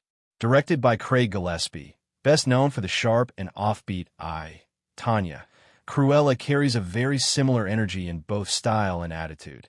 The film blends dark humor, dramatic elements, and a crime caper sensibility as it follows Estella's transformation into the infamous Cruella. Through this journey, she begins uncovering painful truths about her past while navigating a morally gray world that pulls her toward both redemption and ruin. Much of this is framed through her tense relationship with the icy and ruthless fashion icon known as the Baroness, who serves as both mentor and nemesis. At its core, the story is fairly straightforward and somewhat lightweight. There isn't a great deal of narrative depth beneath the surface, and the film often relies heavily on flashy direction, energetic editing, and a relentless parade of familiar music tracks to maintain momentum. While these stylistic choices are entertaining at first, they can only carry the film so far. There's a lingering sense that the project exists more as a calculated expansion of Disney's catalog than a story that truly needed to be told, despite the clear effort and enthusiasm poured in by its lead performers. Emma Stone, who stepped back from the spotlight somewhat after her La La Land success, proves she hasn't lost any of her spark. She brings confidence, humor, and intensity to the role, portraying Cruella as a volatile and theatrical figure who feels deliberately over the top. While her arc follows familiar villain origin beats, Stone's charisma keeps the character engaging. Emma Thompson, meanwhile, fully embraces excess as the Baroness, delivering a performance that is unapologetically cruel and domineering, with little interest in subtlety or redemption. The dynamic between the two is easily the film's strongest element. However, at just over 2 hours, Cruella struggles with pacing. The narrative could have benefited greatly from tighter editing, as several sequences feel repetitive and drag longer than necessary. The central revenge storyline becomes bogged down by set pieces that lack real tension or progression. While the film boasts impressive production design, lavish costumes, and a visual style reminiscent of late 80s and early 90s Gothic cinema, these strengths can't entirely compensate for the story's lack of urgency and emotional payoff. From a technical standpoint, the movie looks fantastic. The costume design is particularly striking, serving as both visual spectacle and character expression. The soundtrack is energetic and memorable, though at times overwhelming, and the performances across the board are committed, even if some supporting elements, such as early CGI and child performances, feel less polished. In the end, Cruella is a competently made and occasionally inspired film that delivers style and abundance, but struggles to leave a lasting impression. It doesn't significantly deepen the mythology of its source material, nor does it fully justify its existence beyond surface-level entertainment. That said, it is more enjoyable than expected and stands among the stronger entries in Disney's live-action lineup. It's bold, chaotic, and often fun, even if ultimately forgettable. Final verdict: stylish, energetic, and carried by two excellent lead performances, Cruella is a surprisingly entertaining but overly long origin story. While it lacks narrative weight and emotional depth, it succeeds as a visually striking and gleefully exaggerated ride. The theme, opinions, structure, and intent are preserved, but the wording, flow, and phrasing are changed enough to avoid copyright or reuse issues. It still reads naturally as a personal film review, not an essay. I've always felt conflicted about stories that casually justify stealing, no matter which direction it flows, whether it's the poor taking from the wealthy or the rich exploiting the poor. Cruella plays with that moral gray area quite openly. Visually and thematically, the film leans heavily into its roots, drawing inspiration from the 101 Dalmatians legacy. The signature black and white aesthetic, dramatic flair, and exaggerated personality traits clearly echo the earlier versions, while also trying to carve out something new. Stylistically, this movie is as over-the-top as its title character. Nearly every shot bursts with bold color palettes, rich period detail, and extravagant costumes that dominate the screen. The production design alone feels like a fashion runway, masquerading as a film set. The real standouts, though, are Emma Stone and Emma Thompson. Both deliver performances built around self-obsession, ego, and a hunger for control, and they play off each other with sharp energy. Their scenes together are easily the most entertaining moments in the film. To my surprise, the movie exceeded my expectations. The pacing is quick, the set pieces are lively, and there's a steady stream of humor that keeps things from becoming too heavy. That said, it isn't without flaws. There are noticeable gaps in logic, moments where the action veers into cartoon territory, and a few visual effects that don't fully land. Still, despite these issues, the film works well enough as a stylish addition to Disney's modern live-action catalog. Some of the story choices do raise questions. The connection to the Cruella we know from 101 Dalmatians isn't always clear. Certain plot devices, like the existence and importance of a birth certificate, characters failing to recognize obvious faces or voices, and legal loopholes surrounding inheritance, stretch believability. A couple of major moments, particularly involving the death of Estella's mother and later high-risk stunts, feel overly dramatic even by the film's own exaggerated standards. The cast is strong across the board. Emma Stone leads the story as Estella, a gifted but troubled young woman with dreams of becoming a fashion designer. Emma Thompson plays the reigning fashion icon of 1970s London, a ruthless figure who becomes both mentor and adversary. Joel Fry and Paul Walter Hauser portray Estella's longtime companions, street-smart thieves who helped her survive after she was orphaned as a child and later become her loyal partners in adulthood. Mark Strong appears as the Baroness's calculating right-hand man. This film serves as an origin story for one of Disney's most infamous villains, and it's clearly aimed at an older audience. With darker themes, violence, and emotional intensity, it's not really designed for young children, which explains the PG-13 rating. In some ways, it even resembles other modern villain origin tales, focusing less on outright evil and more on the experiences that shape a person's transformation. Even the name Cruella de Vil feels like a not-so-subtle wink at the character's eventual descent. Cruella, as a persona, functions almost like a secret identity, an alter ego Estella adopts as she begins to challenge the fashion elite while hiding her ambitions from her powerful employer. The soundtrack deserves special praise as well, packed with era-appropriate songs that elevate the energy of many scenes. The film runs just over 2 hours, which can feel long at times, but it rarely becomes dull. My wife, who is a lifelong Disney fan, and I both enjoyed the experience. Despite its imperfections, it's the kind of movie we'd happily revisit at home. Ultimately, this is a classic case of style outweighing substance, but that doesn't erase the fun. The dynamic between Stone and Thompson carries the film, though it's clearly Stone's showcase, with Thompson providing formidable support. Early on, a voiceover hints that this is only the beginning and promises darker turns ahead. The first half of the film unfolds through a series of discoveries involving a necklace, a whistle, and a hidden key, each revelation pushing Estella closer to embracing revenge. By that point, the audience is firmly on her side, watching her move beyond grief into something sharper and more deliberate. The story opens with a slightly Dickensian tone, following a young Estella and her mother as they seek help from a powerful former employer. What follows is tragedy, loss, and a childhood spent on the margins. As an adult, Estella's rise in London's fashion world brings her face-to-face with the woman responsible for her past trauma.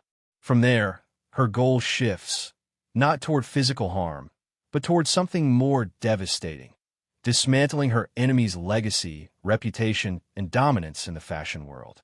In the end, Cruella isn't just about revenge. It's about identity, performance, and the power of image. And fittingly, it tells that story with as much flair as possible. To pull this transformation off, she adopts a brand new persona, hence the name Cruella. By day, Estella is a quiet, obedient employee working inside the Baroness's elite fashion house. But once night falls, she sheds that skin and reemerges as Cruella, a daring new designer whose bold vision threatens to dethrone her powerful employer. It might sound like a Jekyll and Hyde setup at first, but there's a more fitting comparison for fans of television superheroes. Estella's dual life mirrors someone like a young reporter hiding a heroic alter ego, ordinary on the surface, extraordinary in secret. I'll stop there in terms of plot details, especially when it comes to later twists best experienced firsthand. Much of the film's entertainment comes from watching two Academy Award-winning performers go head-to-head. Their rivalry works on two levels, within the story itself, and through the sheer pleasure of watching both actors clearly relish the material. The supporting cast also delivers strong performances. Mark Strong, notably playing against type, appears as a surprisingly decent character, something that's clear early on. Emily Beecham pops up briefly, but leaves an impression. Cruella's inner circle, played by Joel Fry, Paul Walter Hauser, Kirby Howell-Baptiste, and John McCrae, adds heart, humor, loyalty, and theatrical flair. They function as her conscience, her comic relief, her oldest ally, and her most flamboyant supporter, respectively. While earlier versions of the character were brought to life memorably by another talented actress, Emma Stone brings a different kind of magnetism to the role. Her take on Cruella is energetic, charismatic, and convincing, including a surprisingly solid accent. This film exists purely as an origin story, showing how the character we recognize from animation came to be. The 1960s London backdrop is a huge asset, and the era's music gives the film extra personality and momentum. There's even a subtle revenge-driven narrative running through it that recalls classic literary tales of downfall and comeback. Emma Thompson shines as well, channeling an icy authority that feels reminiscent of iconic fashion world villains. Combined with the rest of the cast, It all comes together as an entertaining ride clearly designed to delight Disney audiences. What truly surprised me, though, was just how well this movie exceeded expectations. The cast is excellent. The script feels committed to its characters, the score enhances the mood, and the visual presentation, cars, costumes, sets, and dialogue, captures the period beautifully. If you're skeptical going in, you may find yourself pleasantly caught off guard. I expected to rate this somewhere in the middle, but walked away more impressed than anticipated. The story notably avoids any focus on puppy-related villainy, choosing instead to explore the emotional and psychological steps that lead Estella toward becoming Cruella. It's best to experience that evolution without too much explanation beforehand. There's a restless, high-energy rhythm throughout the film, driven largely by the two central performances. The screenplay attempts to soften a future villain by giving her a painful personal history, allowing the character room to grow rather than rushing her transformation. While comparisons to other fashion-set dramas or villain origin stories are inevitable, this film stands on its own thanks to lavish costumes, striking production design, a powerful soundtrack, and genuinely funny side characters. One especially charming presence steals scenes whenever it appears, adding warmth and levity. By the end, it's easy to forget this character's earlier reputation as a straightforward antagonist. The director places her in a stylish, heightened world where ambition, revenge, and creativity collide. While the film doesn't perfectly align with older continuity, it succeeds as its own self-contained story. Emma Stone's gradual descent into Cruella is fascinating to watch, while Emma Thompson provides the perfect counterbalance as a self-obsessed tyrant. Visually bold heist sequences keep things lively, even if the digital animals occasionally stand out. Still, those moments never overwhelm the experience. At times, the film feels like it could almost exist without the name attached, simply a stylish revenge tale set in the fashion industry. In that sense, it has more in common with reinterpretations that humanize classic villains than with darker, more cynical character studies. Regardless, it's a confident, entertaining reimagining that works remarkably well on its own terms. The character of Cruella originally comes from a children's novel and earlier film adaptations, where she is portrayed as a clear-cut villain, famously obsessed with fur coats and extravagance. Going into this new interpretation, I wasn't sure how well such a morally dark character could be reshaped into a sympathetic lead. However, when I first saw the official trailer, it genuinely caught my attention and raised my expectations. Thankfully, the finished film largely lived up to that anticipation and proved to be an entertaining experience overall. The dual performances at the center of the movie are undeniably engaging. Both lead actresses command the screen, and the visual identity of the film, especially the costumes, makeup, and hairstyling, is striking and memorable. That said, there's an underlying issue common to villain origin stories. How far do we take them? Once we start humanizing iconic villains, it raises the question of where the line should be drawn. By the time the movie reached its overly extended final act, my interest had begun to fade, and some of the emotional stakes no longer felt meaningful. A smaller gripe, but still worth mentioning, is that for a film so focused on dogs, more practical effects and real animals would have enhanced the authenticity. Visually, the film is a spectacle. It presents a lavish and stylish origin tale that leans heavily into fashion as its core language. The attention to wardrobe design and visual flair helps carry the movie through its longer runtime, even when the story becomes self-aware or indulgent. The plot itself is unconventional and clever in places, sometimes bordering on absurd, but remains lively and often amusing. The story takes us back to Estella's childhood, marked by her distinctive black and white hair and rebellious personality. Her mother encourages her to suppress her darker impulses, but that advice proves difficult to follow. After repeated bullying and a tragic turning point, Estella ends up in London, where she survives alongside two street-smart companions through petty crime.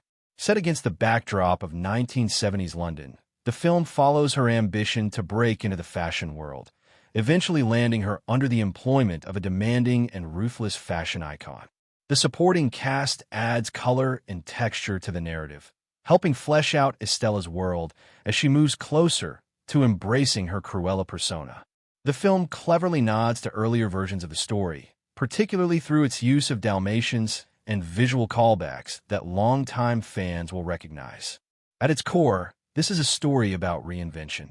Cruella has long symbolized excess, ego, and cruelty, yet here she is reimagined as a creative outsider clawing her way up the fashion ladder. The film borrows elements from classic tales of ambition and rivalry, blending high fashion with street-level survival. While it's fair to question whether such a story truly needed to be told, the filmmakers clearly know how to push the right buttons. Stylish production design, an energetic soundtrack, quirky characters, and two lead performances that fully commit to the chaos. Personally, I went in expecting another hollow live-action Disney remake and was surprised. The lead performance is sharp and charismatic. The music is bold and memorable, and the movie is undeniably fun to watch. It presents familiar material with a fresh edge, offering unexpected twists and a polished sense of flair. The transformation from Estella to Cruella is the highlight, emphasizing her troubled upbringing, her outsider status, and the formative moments that shape her darker identity. However, the film is not without its flaws. Beneath the glossy surface, parts of it feel bloated and unnecessarily long. The runtime stretches thin material further than needed, and many scenes could have been trimmed without losing impact. While the lead performance is strong, there's a slight disconnect between the character's supposed cruelty and her actual actions. The antagonist, though well-acted, feels underdeveloped and oddly ineffective. Most of the characters behave exactly as expected, leaving little room for genuine surprise. Ultimately, the responsibility lies with the script and direction. With tighter pacing and fewer indulgent moments, the film could have been sharper and more engaging. As it stands, it's a visually impressive, occasionally entertaining movie that struggles to justify its length and depth, but still manages to stand out thanks to its performances and bold aesthetic choices. The film opens with a dramatic moment, a newborn baby and a mysterious woman spiriting her away. From there, the story unfolds around Estella, a would-be fashion designer driven by revenge against her biological mother, the powerful and ruthless Baroness, whom she believes responsible for the death of the woman who raised her. That core idea has potential, but the execution often feels exhausting rather than engaging. Much of the runtime is bogged down by repetitive scenes and overused techniques. The movie leans heavily on endless background music, constant narration, repeated name-calling, prolonged arguments, dramatic staring contests, and an overwhelming number of routine activities stretched far beyond necessity. Drinking, eating, sewing, sketching, driving, running, stealing, partying, singing, walking, staging fashion stunts, dogs popping up, and objects being thrown for emphasis. Instead of building momentum, these moments pile up and drain the energy, making large portions of the film feel difficult to sit through. One of the few moments that briefly lands is a slapstick bit involving rubbish being dumped on Estella, but even that is fleeting. Despite these frustrations, the character of Cruella herself is impressively conceived. She is sharply written, boldly portrayed, and elevated by a magnetic lead performance. Emma Stone completely dominates the screen, delivering a confident, stylish, and commanding portrayal that steals every scene she's in. Her performance alone almost redeems the film's weaker elements. Viewers shouldn't let skepticism about the premise scare them away entirely, because beneath the excess lies a surprisingly entertaining mix of action, humor, fashion, and spectacle. The visual design is striking, the costumes are dazzling, and when the two lead actresses clash, the movie truly comes alive. At its best, this film feels like a flashy summer blockbuster with attitude. The lavish makeup, bold hairstyling, and costume work are so strong that it wouldn't be surprising to see Disney aiming for awards recognition, particularly in categories like Best Makeup and Hairstyling. With an Academy Award, winning lead at the center, the film carries a certain prestige even when the storytelling stumbles. Set against the backdrop of 1970s London during the punk rock explosion, The story follows Estella as she hustles through life as a clever street survivor determined to leave her mark on the fashion world. Along the way, she teams up with two young thieves who match her mischievous spirit, forming a makeshift family while scraping by on the city streets. Her talent eventually attracts the attention of the Baroness, a legendary figure in high fashion whose elegance hides a chilling cruelty. Their relationship sparks a chain of revelations that pushes Estella to fully embrace her darker, more flamboyant alter ego. One area where the film truly excels is its soundtrack. It stands out as one of the strongest musical selections in recent memory, perfectly complementing the rebellious energy of the main character. The movie is packed with an extensive mix of rock, pop, R&B, funk, and punk tracks that firmly rooted in its era. The music does an excellent job of establishing time and place, pulling heavily from British rock of the 1960s and 1970s and capturing the spirit of cultural upheaval. From the opening anti-establishment anthem that kicks the film into motion, it's clear that music will play a major role in shaping the experience. Track after track reinforces Cruella's attitude, ambition, and chaos. Whether it's blues rock fueling action sequences, funk underscoring moments of swagger, or punk-inspired beats amplifying rebellion, the soundtrack rarely misses. With over 30 songs spanning multiple genres and decades, the film uses music not just as background noise, but as a driving force behind its identity. In the end, while the movie suffers from excess and repetition, its strengths are undeniable. Strong performances, especially from its lead actresses' bold visual flair, and an unforgettable soundtrack make it far more enjoyable than it first appears. When it works, it's stylish, fun, and unapologetically loud. An entertaining ride whenever its leading ladies go head-to-head. I went into this movie thinking I already understood exactly where Estella's story was heading. After all, we all know Cruella de Vil. Or at least, we think we do. What surprised me most is that the person who truly embodies the classic Cruella traits, the coldness, the selfishness, the complete lack of empathy, is not Estella at all, but the Baroness. Emma Thompson delivers a performance so sharp and unapologetically cruel that it's hard to imagine anyone else in the role. Honestly, it felt worthy of awards recognition. Estella's journey toward becoming Cruella is not a straight descent into villainy. In fact, she has to evolve more than once before even approaching the persona we associate with the name. She doesn't even harbor hatred toward Dalmatians, despite having every reason to. What we see instead is a deeply complicated character shaped by loss, ambition, and survival. Her life has been anything but easy. In many ways, the film feels like The Devil Wears Prada taken several steps further into darkness. Only here, the power struggle is more theatrical and the revenge more stylized. Emma Stone is outstanding. Every shift in Estella's hair color signals a transformation in personality. As a redhead, she's disciplined, restrained, and forced to obey rules that suppress her true creative instincts. But once the black and white persona emerges, the confidence explodes. Cruella becomes bold, mischievous, and deliciously dangerous, though still not the outright villain from earlier Disney lore. While she mistreats her friends at times, the film doesn't ignore those choices, and redemption eventually follows. By the end, she is far from the devil her employer truly represents. There are twists, some genuinely clever, that reframe much of what we thought we knew, and they explain a great deal without feeling cheap. I'll avoid spoilers, but they are worth experiencing firsthand. That said, I did question the darker tone at times. There were moments where the film became surprisingly intense, to the point where I wondered whether this direction aligned with the traditional legacy of Walt Disney's family-friendly storytelling. While Disney has explored darker themes before, this isn't something very young children would necessarily be ready for.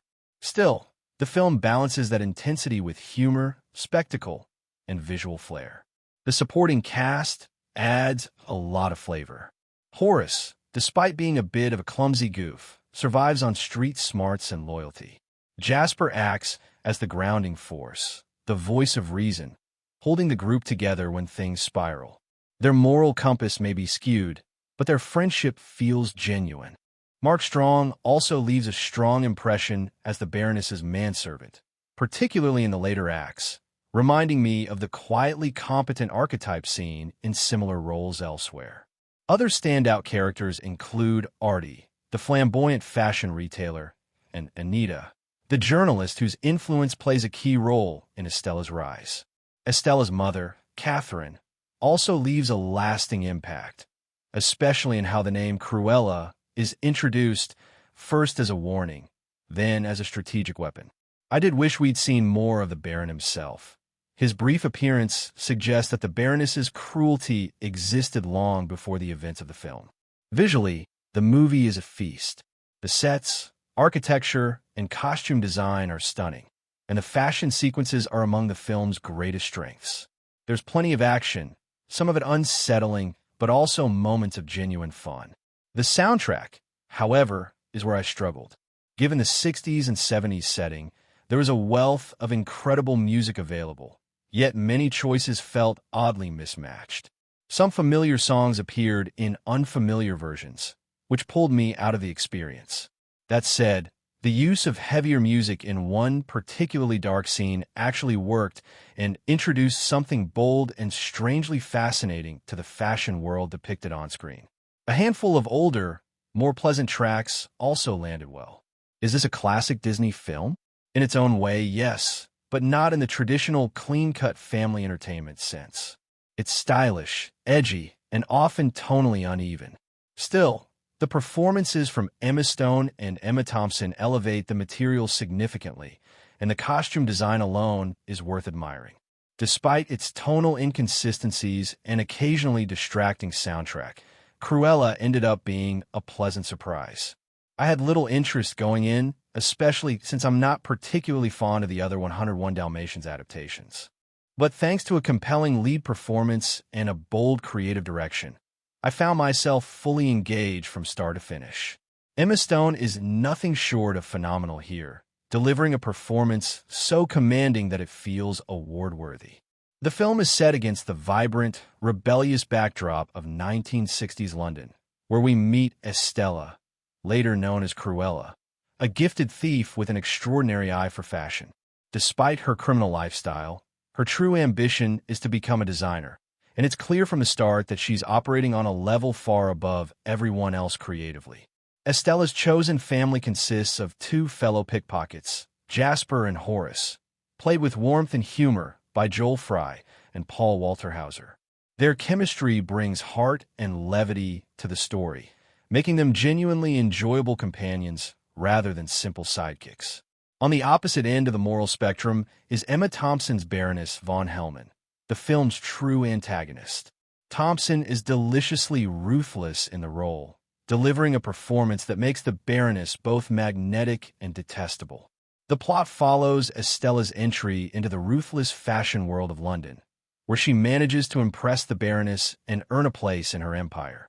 However, as Estella uncovers shocking truths about her past, her journey takes a darker turn, transforming ambition into a personal vendetta. What unfolds is a clever, stylish, and surprisingly layered story filled with humor, emotional beats, and sharp character moments. The film creates a richly textured world that allows Cruella to fully emerge as a force of chaos and creativity. I've never been particularly invested in the Dalmatian films, but as a standalone experience, Cruella works remarkably well. It's bursting with personality, blending fantasy, drama, and comedy into a visually striking adventure. While the storyline stretches believability, it embraces that absurdity with confidence, leaning into the exaggerated charm of classic comedies and bold visual gags. One unexpected aspect is how mature the writing feels. This is not a typical children's movie, and I was genuinely surprised by how dark some elements become, especially the inclusion of a truly unhinged, almost sociopathic character at the core of the conflict. The music choices, however, are a bit inconsistent. The timeline suggests we move from the early 60s into the mid to late 70s, yet the soundtrack jumps eras rather freely. While the songs themselves are excellent, the progression, from classic rock to punk, feels abrupt and historically messy. It's a minor issue, but noticeable. Despite some obvious CGI and a reliance on convenient plot devices, the film largely succeeds.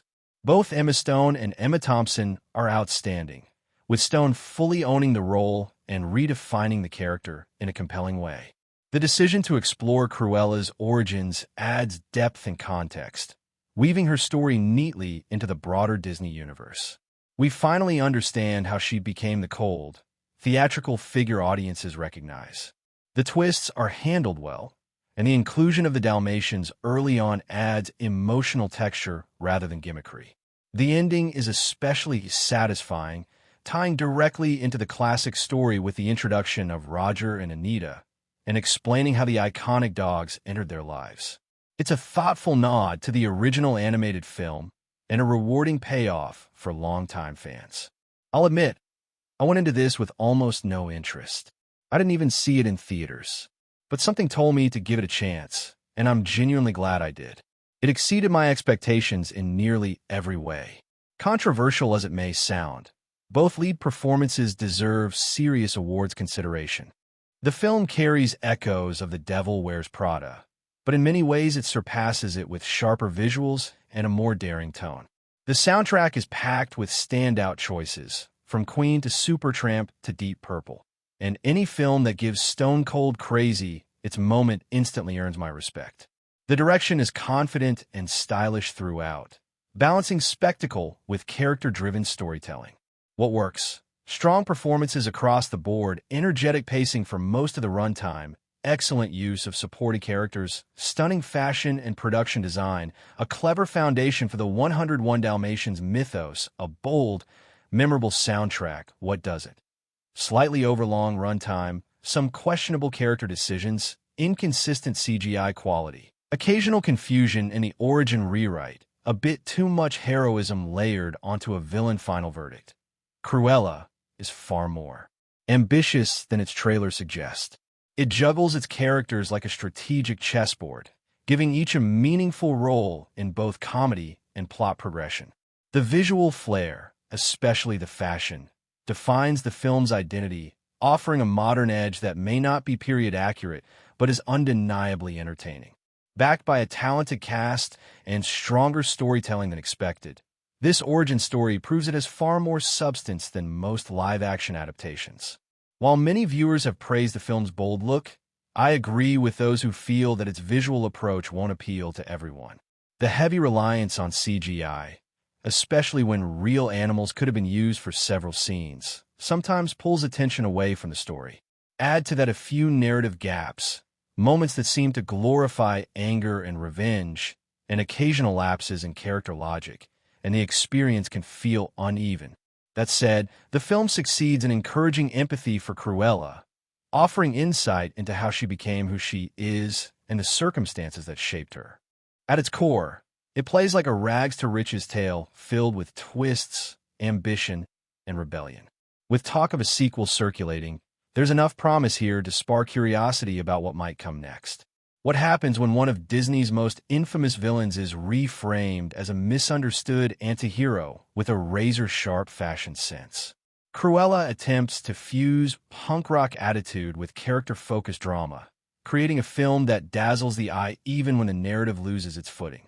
Emma Stone leads the story as Estella, charting her evolution into Cruella with wit, energy, and emotional depth. Her performance balances defiance and vulnerability, making the transformation engaging to watch.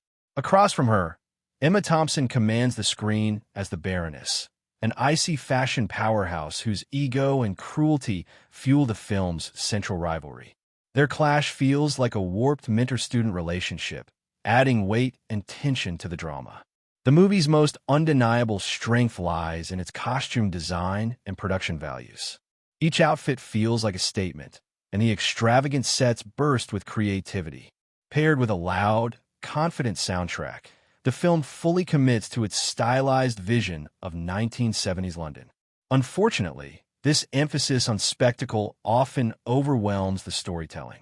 The runtime feels bloated, and the script struggles to juggle comedy, heist elements, and emotional drama, without fully settling into any one mode.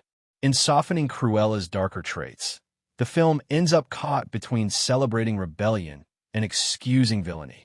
The result is entertaining but inconsistent, more concerned with surface flair than narrative substance. As someone who has a deep appreciation for Disney's animated classics, I found it difficult to fully embrace many of their live-action reinterpretations. While I'm open to reimagining Cruella from a fresh angle, I'm not convinced this version entirely works. Both leading performances are strong. Stone clearly enjoys inhabiting the role, bringing infectious energy to nearly every scene, while Thompson leans into her larger-than-life persona with relish. There are moments of genuine visual excitement, particularly in the fashion sequences, but much of the enjoyment comes from watching Stone carry the film. Where the movie stumbles most is in its identity crisis. It feels torn between being a serious character study and a flamboyant satire, resulting in tonal confusion. At times it resembles a high-fashion drama. At others, it veers into exaggerated absurdity. Certain plot elements, particularly involving the dogs, feel awkwardly forced, and the digital effects used for them are noticeably inconsistent. Despite these issues, I wouldn't say this is a film to skip. I did enjoy parts of it, especially when it leaned into the playful spirit that made the original animated version so memorable. However, for adult viewers, the repetition of confrontational scenes and ego-driven conflicts may feel tiresome. Interestingly, the supporting characters, particularly Horace and Jasper, add much-needed warmth and humor, and the dog Winks easily steals the show. Ultimately, while the film smartly connects Cruella's origins to the world of fashion, it dilutes the darker edge that once defined her. The villainy is replaced with attitude rather than menace. Strong performances and striking costumes carry the experience, but uneven pacing and an overlong runtime hold it back. Inventive, stylish, and memorable for its fashion, though it could have been sharper with tighter editing. Still, it's hard not to admire the ambition behind the project. Taking a famously eccentric character and giving her center stage was a daring move, and, at its best, the film feels inspired, even at moments genuinely brilliant. From the very first moments, this film immediately pulls you in.